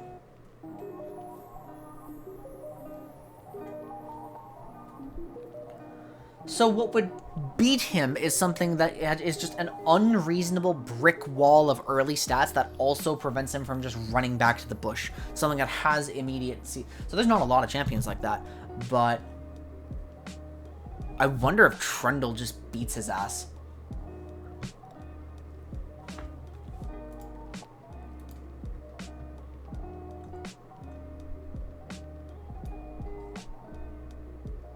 He has a negative win rate delta against Set. He's not happy about Darius. I don't know why he actually loses that hard to Ornn. That makes sense, because Shen has someone coming right to him. He can block subsequent things, prevent him from getting back to the bush. Yeah, if you have, like, immediate CC responses... I mean, now we're getting into the realm of this data might not be that reliable. I was looking for Trundle. Sure enough, yeah, it is low.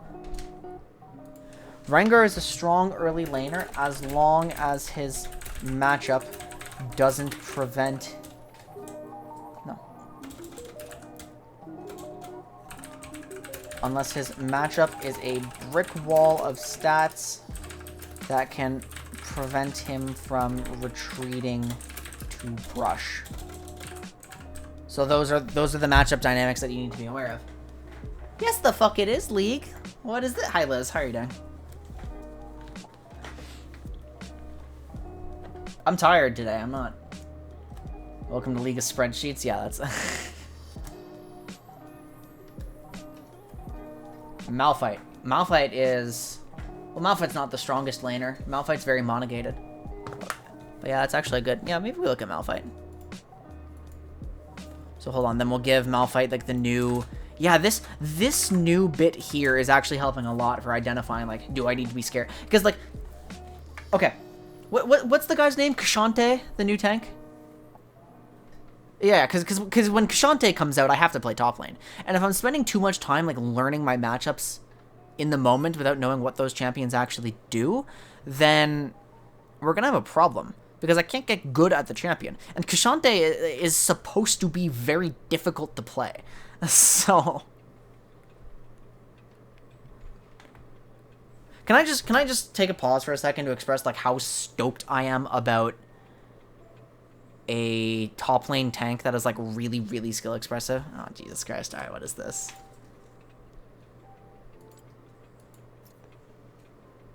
Oh, yeah, will do. I'll do that later, after this. Mark! How are you doing? It's good to see you again. It's been a while.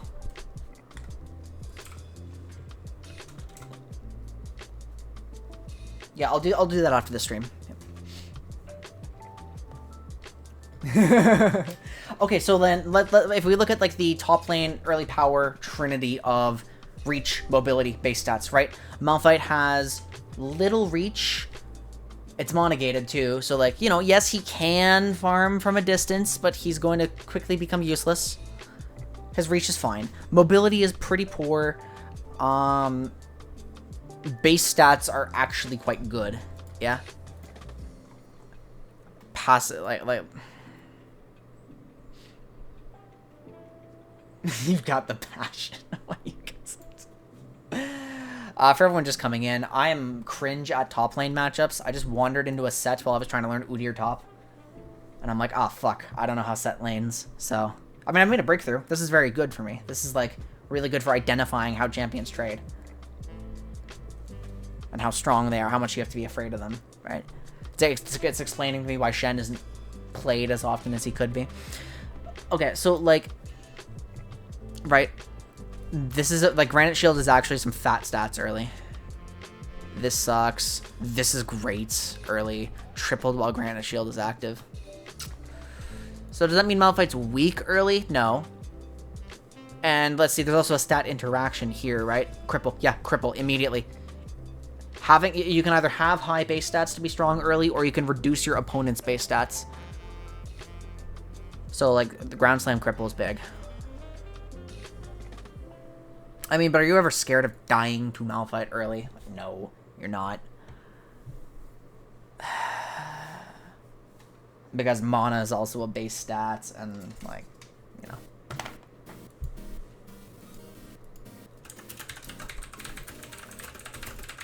I'll actually just add that one in, so when I actually do a Malphite, like, power analysis, do a write-up on him, I remember that one.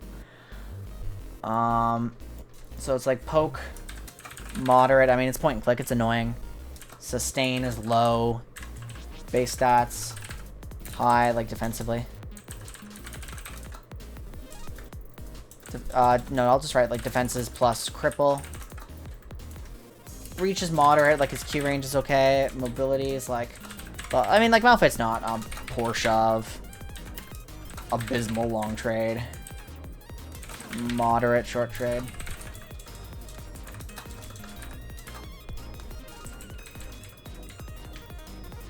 I mean, because the only thing he can really do to you is just, like... What is it? These aren't bad. They're not good in a long trade. Malphite kind of needs to rely on, like, the cripple to actually have kill threat, yeah?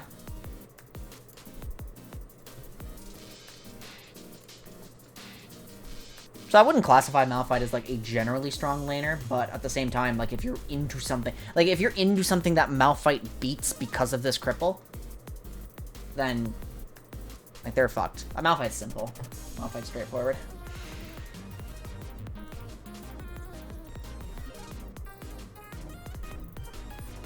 This Trinity is doing wonders for me. Holy shit.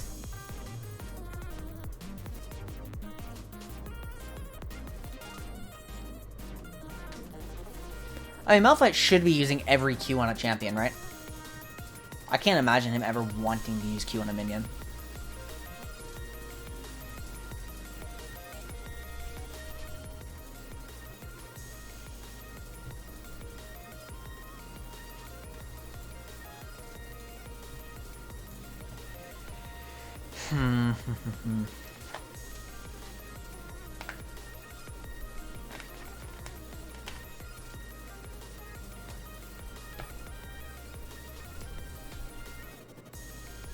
What did I write here about long trades too? It's like, I wrote AA resets, right? AA power / reset. I'll write that, yeah. Okay, so Set is theoretically good into every type of trade. It just depends on his matchups then, if we're bringing it back to the beginning. That's funny. Who would be... I mean, yeah, I mean, Malphite is an example of a melee champion that's, like, predominantly poke. So, I mean, I'll start that. Who was the last one we did? We did Rengar. Rengar short trade. Camille short trade. I never actually made one for Set, even though he was the one we started on.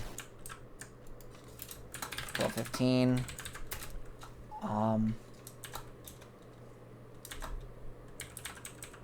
Excellent. Strong. If EW confirmed. Shove. Moderate is good. Poke. Abysmal. Set's not a poke champ. Sustain. Good. I mean, like... Actually, yeah, it is just strong. I don't know. I don't have, like, my fucking scale worked out. We don't have anything. Base stats. Excellent. Effectively 110% AD. Reach. Moderate. E only. Mobility. Low. Some QMS. Offensively. And all of that together, it's like, oh shit, this guy's good at strong trades and long... yeah. This guy's good at short trades and long trades and sustain. It's like, oh fuck, I better not trade with this guy. Better just... Unless I'm, like, actually killing him. Or my name is Fiora, and I can just keep putting the pressure on. Like, I think probably if you want to be trading with Set, you just have to be a mobile champion who beats his sustain, yeah? Otherwise, you may as well scale into him. This is probably... Oh, this is probably why he's a generalist. Because if you can reasonably blind pick Sets, because he doesn't, like, inherently lose lane into most things just because his trading power is so strong.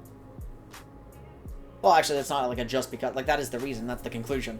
That's why you can blind pick Set. Even if he's going to have team compositions he struggles into. Like, there's not a lot of things that just... I mean, probably just, like, a fatter stat ball than Sets, right? Is Mordekaiser a fatter stat ball than Set?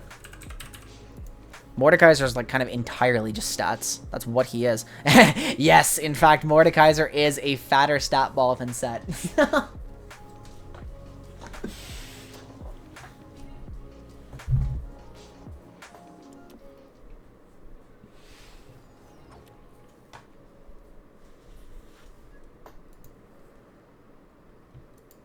Is Liz gone? Is she still complaining about the fact that I'm just researching? No. That would be funny.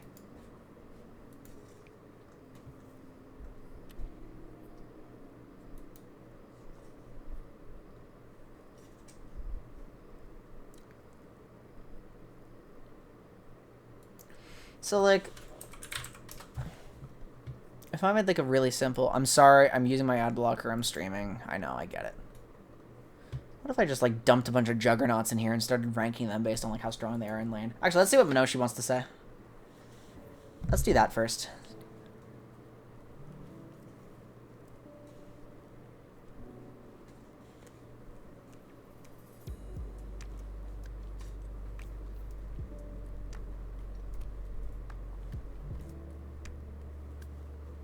Ah, that guy. Yeah. Alright, alright, alright.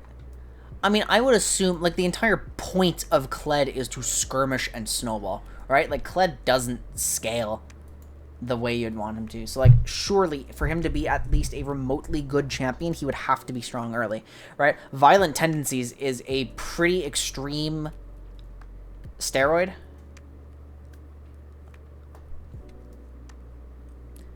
He has good mobility. He has reach, and he has base stats. Yeah, Kled has the entire Trinity going for him. Kled could probably just face tank certain abilities and not care. Like, when he's dismounted, he only really has the reach going for him. I guess he also has the base stats, like the steroid. I mean, Kledd's HP is just... Whew! Let's actually watch Kled... Let's actually watch some Kled footage. I'd like to... Oh, I forgot I actually booted up Shen. I was supposed to watch Shen, wasn't I? Nah, it doesn't matter.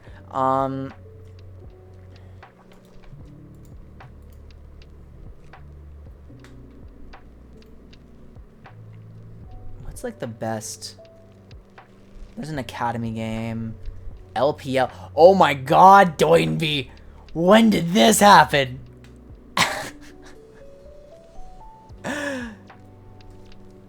Jesus. Kled mid is funny. I love Kled mid. I don't know any of its pick conditions. I remember, I think it was a Silas counter pick. It makes sense that it's good into Swain. Doinby is a maniac. Okay, someone's name is Marth. Wife took it all 18. Hey, cool. This is 12-5, Kled, LCS, CLG versus FlyQuest. CLG wasn't very strong at this point yet, but who really cares, right? We're just trying to watch Kled's lane dynamics a little bit. Like, what's he laning into here? Kled Tryndamere? Okay, that's actually kind of spicy. So what would you say with Tryndamere? I mean, like, Tryndamere... Right, because we talked about Tryndamere earlier, how he would be considered a strong laner because you don't want to accept the risk of, like, gambling into his crits. It doesn't make any sense to do that. Unless you're, like, really sure you can all-in him, like, whittle him down. His sustain is excellent. He's a strong laner. So what you do to that, if Tryndamere has mobility and high sustain and that sort of thing, you just take, like, this all-in fucking maniac champion with good base stats and good mobility and good reach, because Tryndamere doesn't have reach.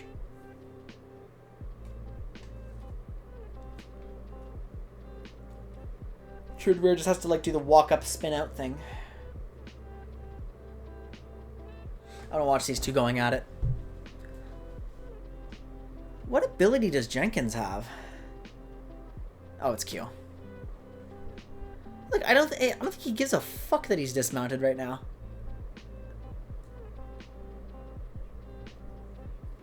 I mean, it is actually kind of high risk for him right now. Oh, especially if Kumo hits 2 and you disrespect it. Jesus Christ. Okay. Well, if that happens, of course. But level 2 advantage. But now, see, immediately, look at that. My top laner, Lewis, this dude hates Kled. He gets so tilted every time he has to play against Kled. We were talking to him last night. It's like, okay, Lewis, it's okay. There's no risk of a Kled. And then the team we're playing against, like, swaps top laners, and that new top laner plays Kled. So, and that's why. That's exactly why. Because, obviously, that's like a form of sustain, right? Kled would be a strong laner because his ability to remount and swing HP on top of his base stats, on top of his mobility, on top of his reach, is just really threatening. So in order to have a positive matchup into Kled, you would need both good combat power and the means to, like, whittle him down from afar. So Tryndamere doesn't have that. Tryndamere has to commit for Kled, giving him courage, which we saw actually mount him back up. Had Jenkins actually respected the level 2, it would have been even more dominant.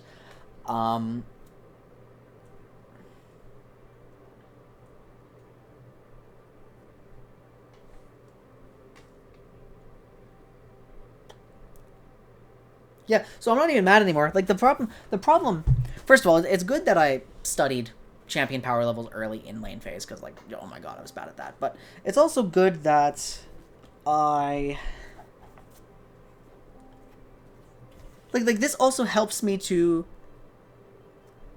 This helps me with my ulterior motive of working on day 1 Udyr while doing this.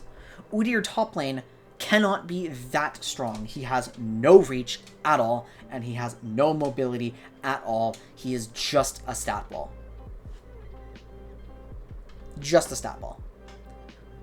And that can be good unless the champion that you're laning into has, you know, like, any reasonable amount of trading power or any complexity in their trading patterns. The Garen Comparison.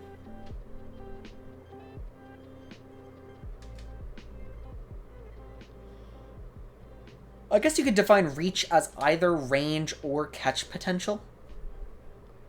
It's kind of both.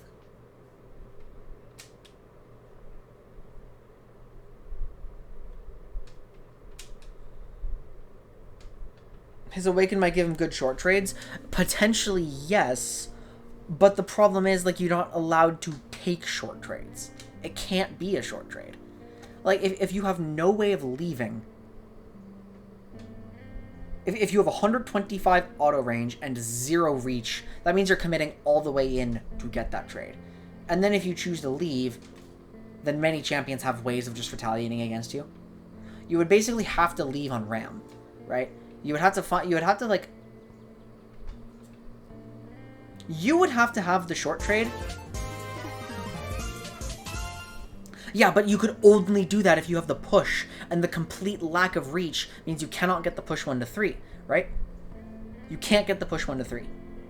There's going to be a lot of situations where, like, you can't ever contest someone's slow push. You have no way of thinning the wave. That's the other big downside to the no reach. So while Udyr does have windows where he could trade and windows where he could kill you, they're very, very limited. And a stronger champion, like a champion with more trade options, just has a lot. So yeah, you have to play very conservative on Udyr top. Wow. Sonic, thank you very much for the tier 1 sub. I really appreciate it. Welcome back to the Quindicate. 14 months. Wowza.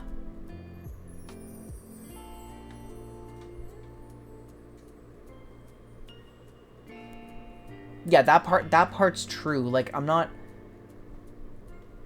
writing it off completely, right? Like, I'm not saying Udyr top is inherently bad. We're just like properly processing what is wrong with it. Like, what are the weaknesses?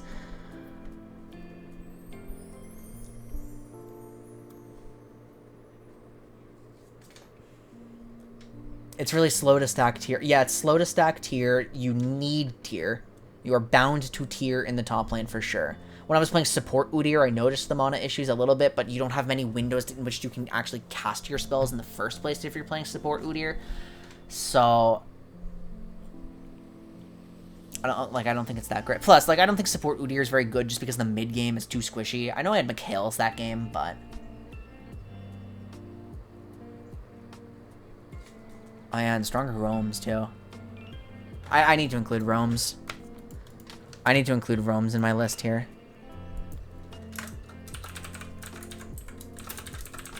Sets are fine. Who else do we have?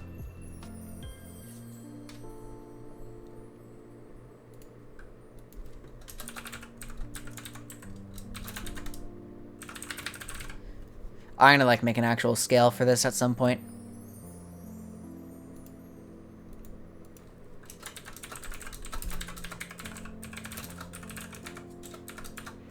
Camille's a good roamer. Malphite's a good roamer. Set's a fine roamer. Who else did we do? We did Rengar. I think we probably do, like... I think if Rengar does manage to get the shove, I think his roams are a little weaker. They're kind of one-shot reliant, but not bad at all, like Rengar. I was studying Quinn last night a little bit, which is funny, because, like, when's the last time that anybody has thought about Quinn ever? That champion is, like, the highest risk champion in the entire game, I swear.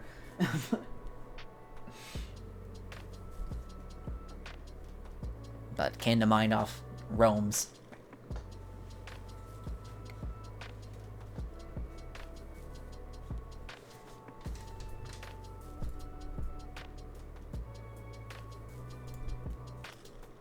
Add this to dictionary so it goes away.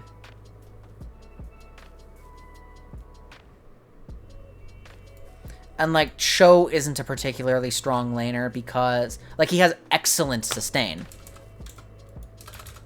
My bullet overview has nothing in it.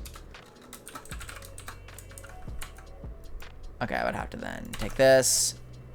Actually, I don't have to do it here. Champion page headers. We're gonna add roams. Yeah, roams. Okay.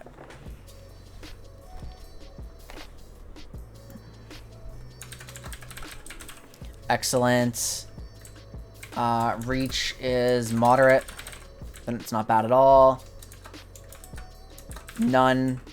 Roamed. Poor. Cho'Gath isn't an excellent roamer by any means.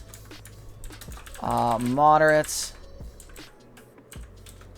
Shove. Fair. Like, his shove is good. Actually, I even, like... I'll just label it good until I have like a scale going. Base stats, poor. Like what Cho'Gath has no steroids, right?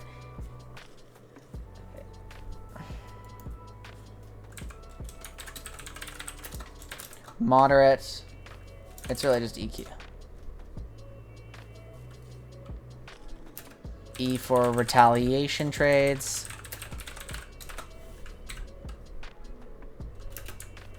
Long trade is, I mean,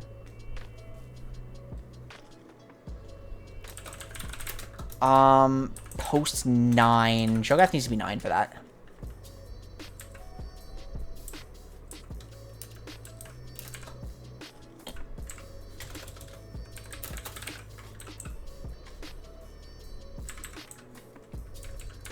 This is really Cho'Gath's, like, core strength.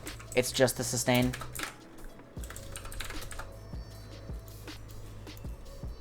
I need an adjective tier list. My adjective usage is really bad in, like, my power analysis and laning characteristics here. Well, well, well, well. We devised a new system today. That's pretty sick, isn't it? I need to get some water, though. I need to step away for a bit. Stretch my legs, drink something. So, I'll be right back, guys.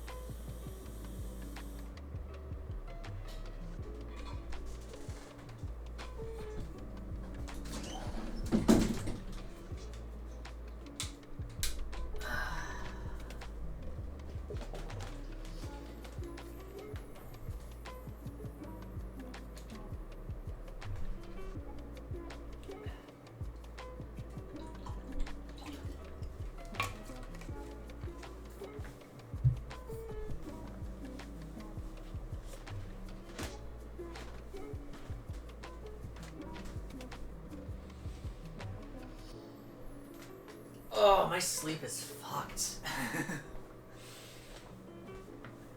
I woke up at like 5 o'clock in the morning. I was too tired to function, so I fell asleep again at like 9:30 or 10 or something like that. Then I woke up again at 3, and it's like, I know I want to go to bed by like 1 or 2, but I don't know if I'm going to be able to.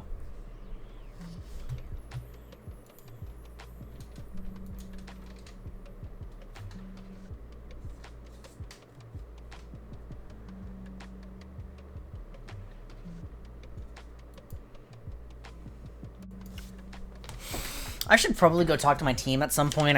Like before the night's over. We just have some admin stuff to do. I'm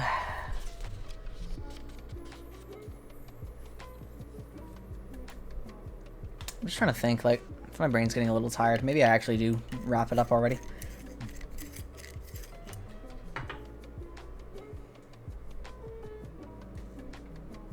So, like, I can't believe you made me read the word food like that. That makes me angry.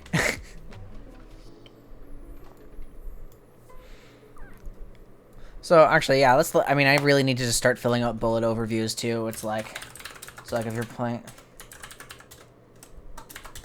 So, it's like, Malphite's laning power is entirely dependent on how vulnerable his opponent is to his cripple. If they are majorly impacted, then Malphite stonewalls them. Haha, Stonewall, get it? Haha, haha, very funny. Ha ha ha ha. Ha ha ha ha ha.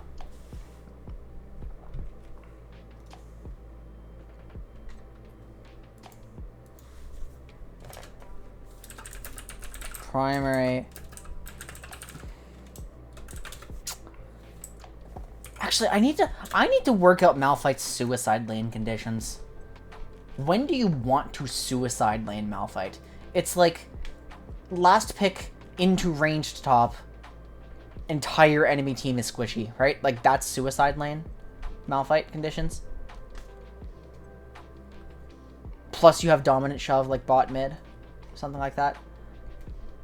Because you can't suicide lane Malphite if you have a losing mid.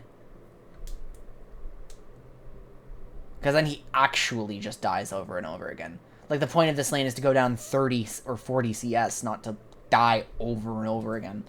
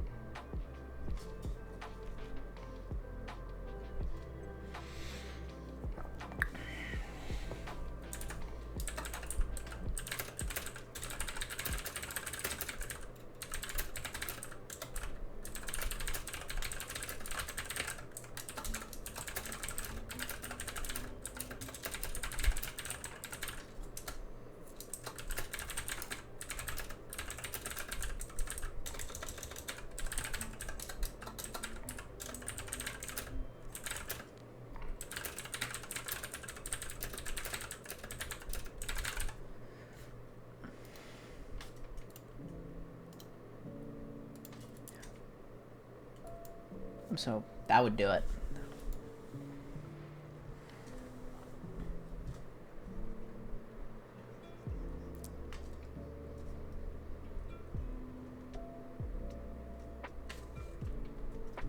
Yeah, that would do it.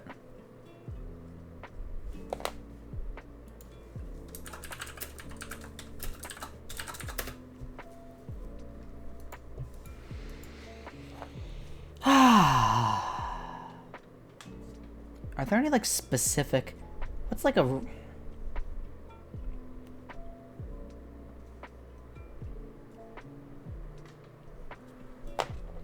I guess it's worth... Oh, I never finished with Kled, did I? I just said, yeah, that guy's got a lot of stats, haha.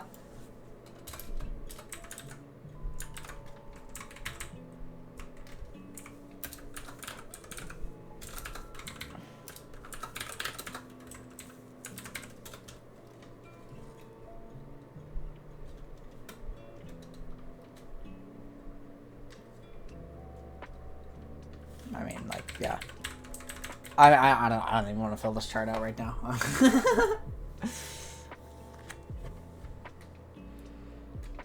I think what I actually want to do. I think we're gonna close this out very soon, guys. I think I'm gonna close it out with Gwen. Gwen is obviously not like a really strong laner.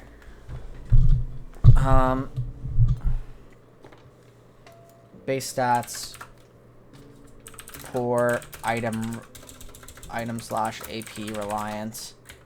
Reach, you know, moderate, low early. Roams, poor. This is for lane. Sustain, moderate, high, post 6. Poke, I mean, realistically, almost none. Shove, she's got fine. Long trades, short trades. I mean, like, Gwen's playing entirely for EQ poke, right? Like, that's what she plays for. I don't think that changed with her. Like, she didn't quite get a mid scope, but.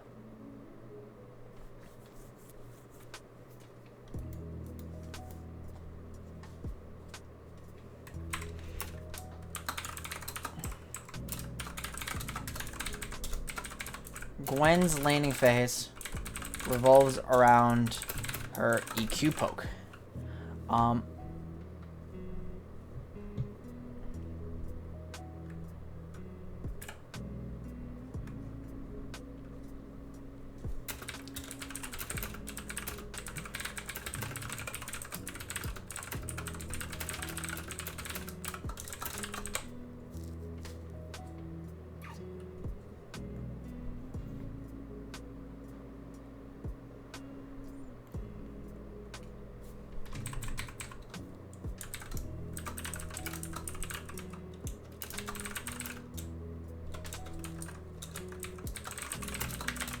I mean, it's like, just is Blasting Wand a meaningful spike?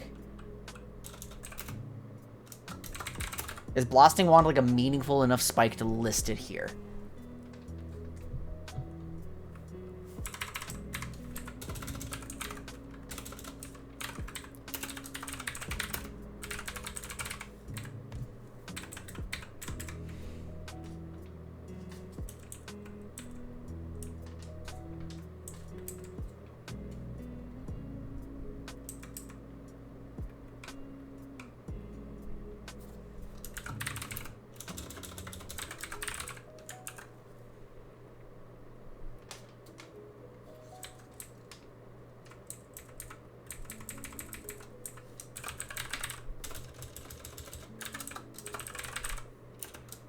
So, I guess that's kind of the advantage of Gwen. Like, she's weak early, but scales pretty quickly. I mean, like, this is also...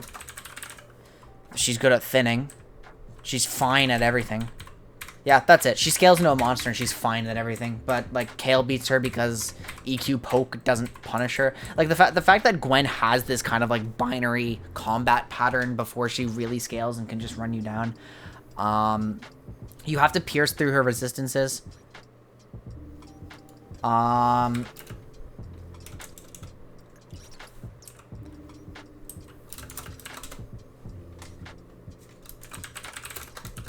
W steroid. She's fine at everything. Like...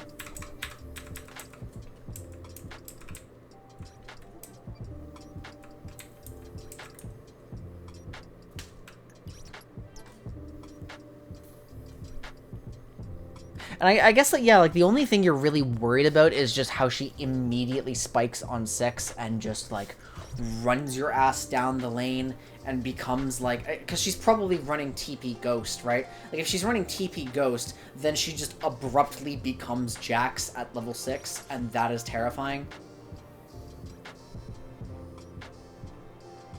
Oh, but that's why the counter picks are, like, Jax, Akali, Vladimir... Every one of those champions, like, isn't threatened by that level 6.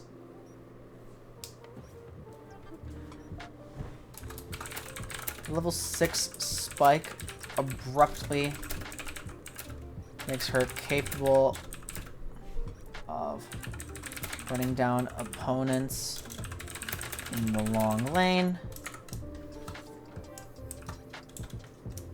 This is best enabled by taking ghosts. This and her team fighting is best enabled by taking Ghost. Yeah. Her W fucks a fair few matchups on his... Yeah, I should actually write this, like... Her...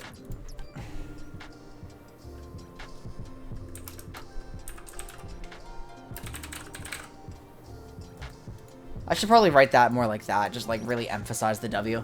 Because if you try to trade into Gwen W, and it's like, hey, I'm a really committal trade, and Gwen's like, hey, I'm tanky as shit, and I have sustain, and I'm like, yeah, actually, just, who would be really bad into an anchor like Gwen? And just for the, like this anchor tag, guys, this just means, like, this is a champion who's really, really, really good at being dove onto. Aphelios has this tag. Heimer has this tag.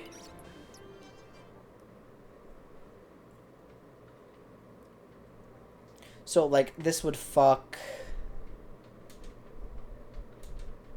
a number of juggernauts, I'm sure. Camille wouldn't be happy, but Camille can trade frequently enough that she can deal with it. Although she's also going straight into Gwen's Q without... forcing her to E. That's pretty bad for Camille, actually.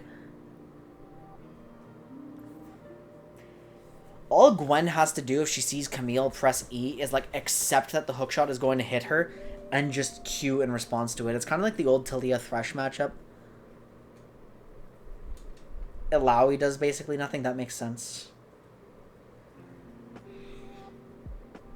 Would she Stonewall Nocturne? Oh my god, Nocturne's fucked into her, yeah? Nocturne is not happy.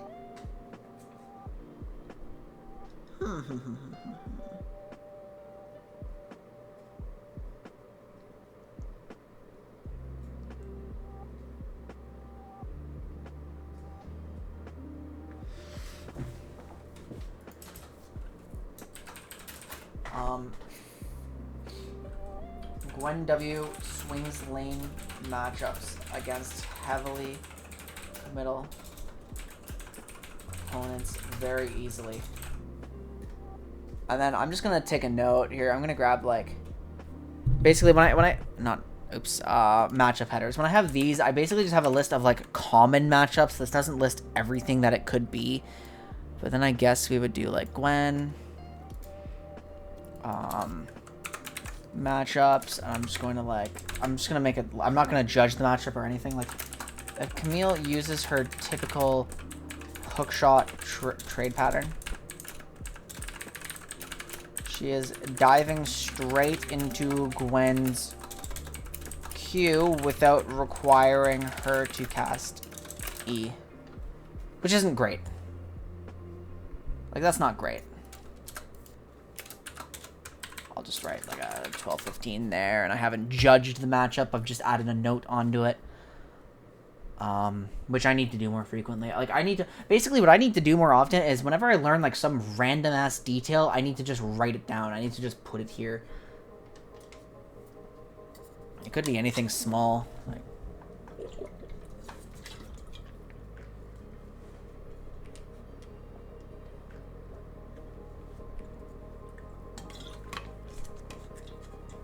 I think Gwen is awesome. Guys, I'm in Gwen in Legends of Runeterra right now.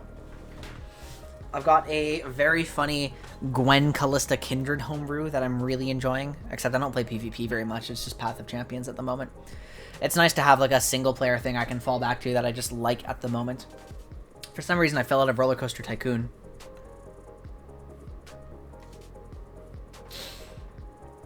Don't really know why.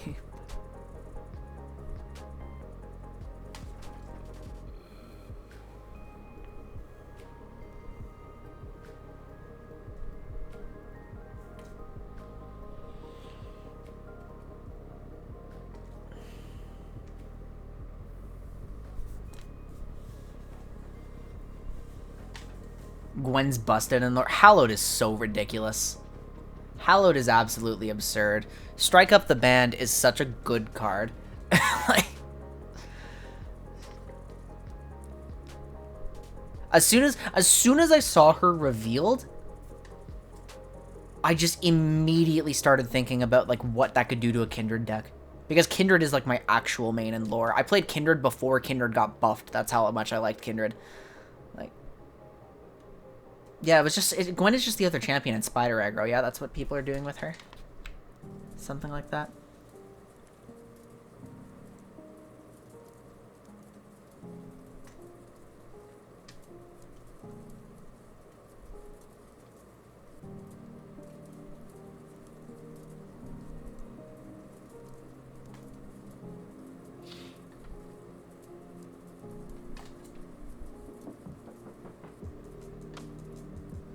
Pretty much.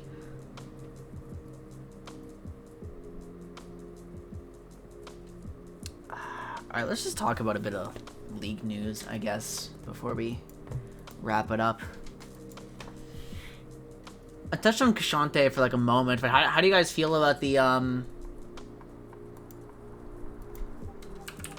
overall champion preview? Like the specific champions that we're getting. Where is it? Where is it?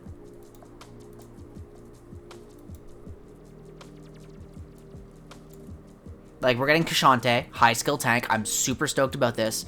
Darken Assassin, Ishtali Enchanter. We're getting the Aurelion Soul update soon. They've showed off like a couple of Aurelion Soul's abilities. This is the first you've heard of them. It's exciting. I'm happy. Krebo, you like tanks, right? I hope this one appeals to you. Oh, Darken Champ is a woman, by the way. Look, Darken Gal. And they're hinting that like some like creature picked up her dagger.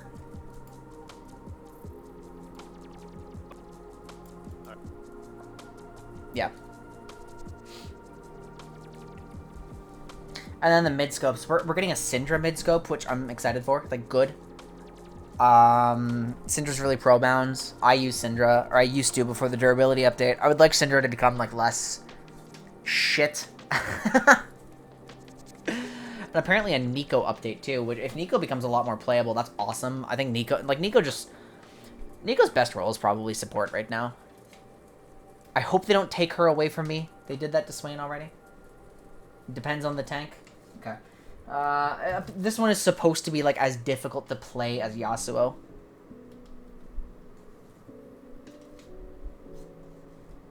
That's why I was, because I don't think tanks get nearly enough chances to express mechanical skill.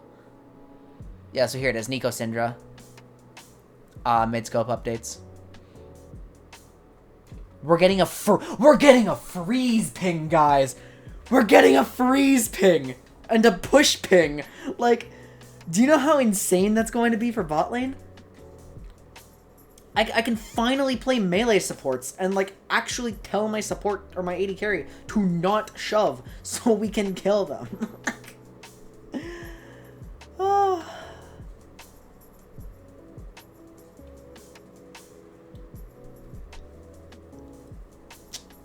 I don't know. We're getting jungle updates, which could... I think it's going to be a mess for a few patches, but I have faith about, like the goals are noble. To make more champions viable in the jungle, to make the barrier to entry easier, but, like, keep the skill cap of jungle. Like, the goals are noble. It's just the execution we know is going to be fucked for a few patches.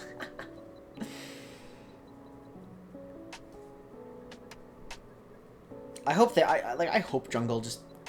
I want to see a lot more jungle viable champions. I think that'd be just exciting. If my Quinn jungle comes back, I'm playing it immediately. I don't know what would cause it to come back, but who knows. Alright, I've got nothing meaningful to contribute for the rest of the night. Guys, I intended to just kind of study what makes a champion strong early, and I ended up devising a new system that works for my brain, which is awesome. I gained a lot of insight into Udyr top, which was a major goal for tonight. I didn't focus as much on, like, specific matchups, but that's fine, because we had a generalist point that was much more urgent. So, that's that. Maybe I'd look for a raid first. Oh my god, my hiccups are bad. This sucks. This sucks. Okay. Any raids? No, I'll just... We're good. Okay. Am I gonna be back tomorrow? What am I doing tomorrow? Oh yeah, tomorrow should be my second Udyr in-house, so yes, I will be back tomorrow. So yeah, I will see you all then. Guys, thank you so much for watching. Don't forget to love yourselves, respect each other. Thank you so much for the help and your input. I will see you all next time. Bye, everyone.